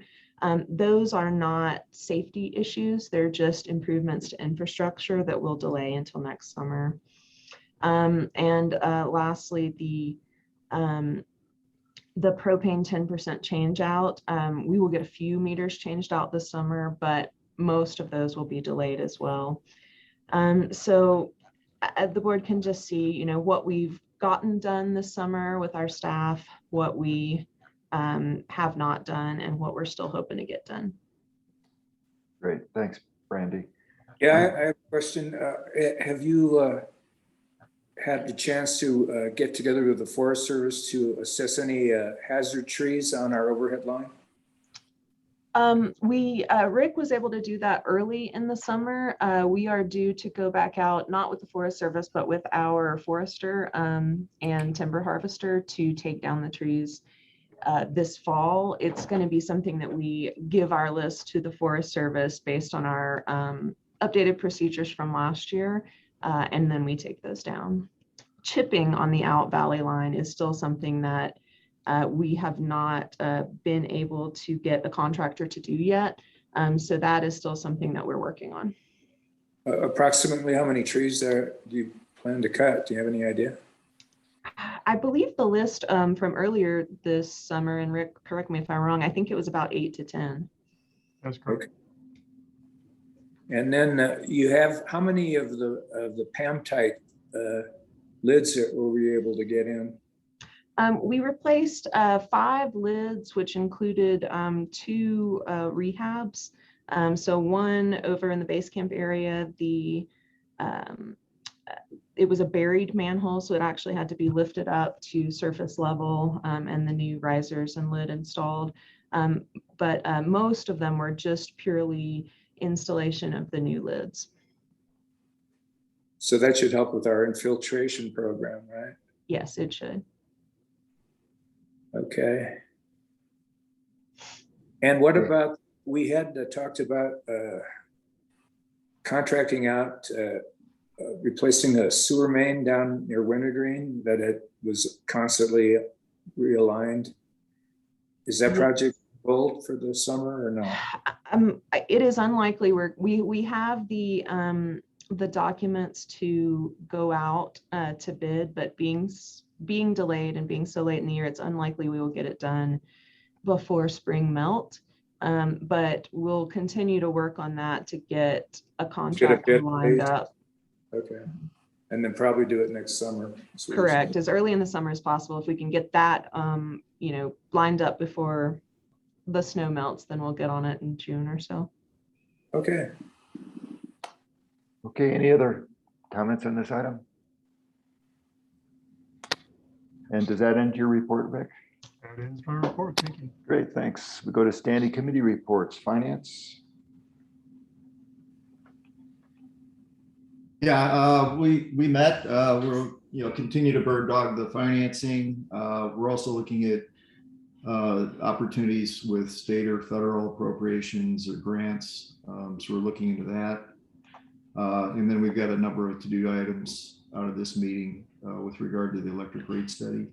Bob, anything I'm leaving out? No, I think that's it. Yep. Okay. Thank you. Thanks, John. Planning? Mr. John? So on planning, we are working on 4 topics currently: wildfire prevention and fuel reductions, EV charging, both. We are a bit waiting here because we need some assessment for the capacity and the structure that we have in the valley to be able to move forward on the specific project. But we also look further at the district having actually its own EV station. And then the third topic that we have is how are we going to use the PGC, Public Good Charge Fund, that are being collected currently, with actually having a plan ready for July 2022, when the money will be available. And number 4 is propane shifting. So it is actually a lot of work on those things. So what we did last time is we split it to have a lead from the planning committee on each of this topic. Peter is going to lead the wildfire prevention fuel reduction. Howard is going to lead the EV charging project. Patrick O'Donnell is going to lead the use of the PGC fund, and myself, I'm leading the propane shifting. So the one thing also that we need, and I have to get some, probably the board to opine on that, is we need to have support from, I would say, typically I would like to have basically one person from the staff that each of these leads could actually contact to ask questions. And as of now, we don't have much support yet from the staff. So I think we need to improve that. Okay, thank you. Operations? We haven't met since the last meeting. We're going to meet the last week of the month and be able to give you an update at the next meeting. Thanks, good. Communications? At our last meeting, we focused on the voluntary renewables and propane offset program. So that went out. To date, we've had 19 customers purchase renewable electricity for the period that ended in July, and 15 that did propane. That's about a third of what we had last year. So we'll send out another reminder. We have a meeting this week. One of my proposals is going to be that we create a seminar series that maybe we do once a quarter on fire safety. And I've checked with state officials. They're willing to present what's the overall plan for protecting the forests going forward. Obviously, we could have the Firewise present. So my thought is maybe we could turn it into just an ongoing series that would be in the evening, would be recorded, and we could use the Caldor fire and all this experience and Rick's expertise and Ann Flores and others to try to turn this into an ongoing communications program. So that's one of the, nice. Very, very nice. I Nice assume idea. people will like the idea. That's one of the things I think we'll calendar for the next meeting coming up. Great, thank you. And personnel did not meet. There are no agenda items at this point. There was one item that Bertrand brought up earlier, which we will take up when we meet next, which was the compensation level for firefighters. Okay, let's see what else we got here.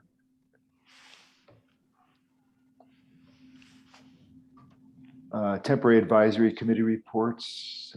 Do we have any at this point? Don't think we do. Just the summer festival, which has not Right. met, they're planning to meet in December to recap this year and plan for next year. Right, great. Any general discussion? I just want to bring up one item.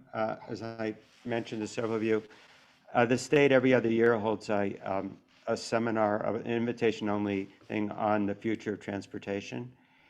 And the thing that was remarkable about what happened this week is the amount of electric vehicles and both electric vehicles, but electric trucks of every single category are available. So under the Air Board, there's a person responsible for the fleet rules, which we are subject to. So I talked with that guy in terms of what it's like to operate a fleet at 8,000 feet, and where do you find a vehicle that you can put a snow blower on front of, et cetera. That's about the size of a Chevy Bolt. And so he seemed quite intrigued by it. So I suggested that maybe there's a way that we could be a test site for some of these things. I'm trying to do two things. One is to get early experience on electric commercial vehicles, but also being able to get some of those maybe paid for by other people. And if they work out, we keep them, and if not, we don't. So I do think there's an opportunity to team up with the state and try to make sure the fleet rules don't harm us and maybe even save us some money. Oh, great. Thank you. Thank you. Any other general discussion items? If not, I will adjourn this meeting. Our next scheduled meeting is November 13th at 8 a.m. Thank you, everybody. Thank you. Thank you. Good rest of the day. Thank you. Bye-bye. Go Giants.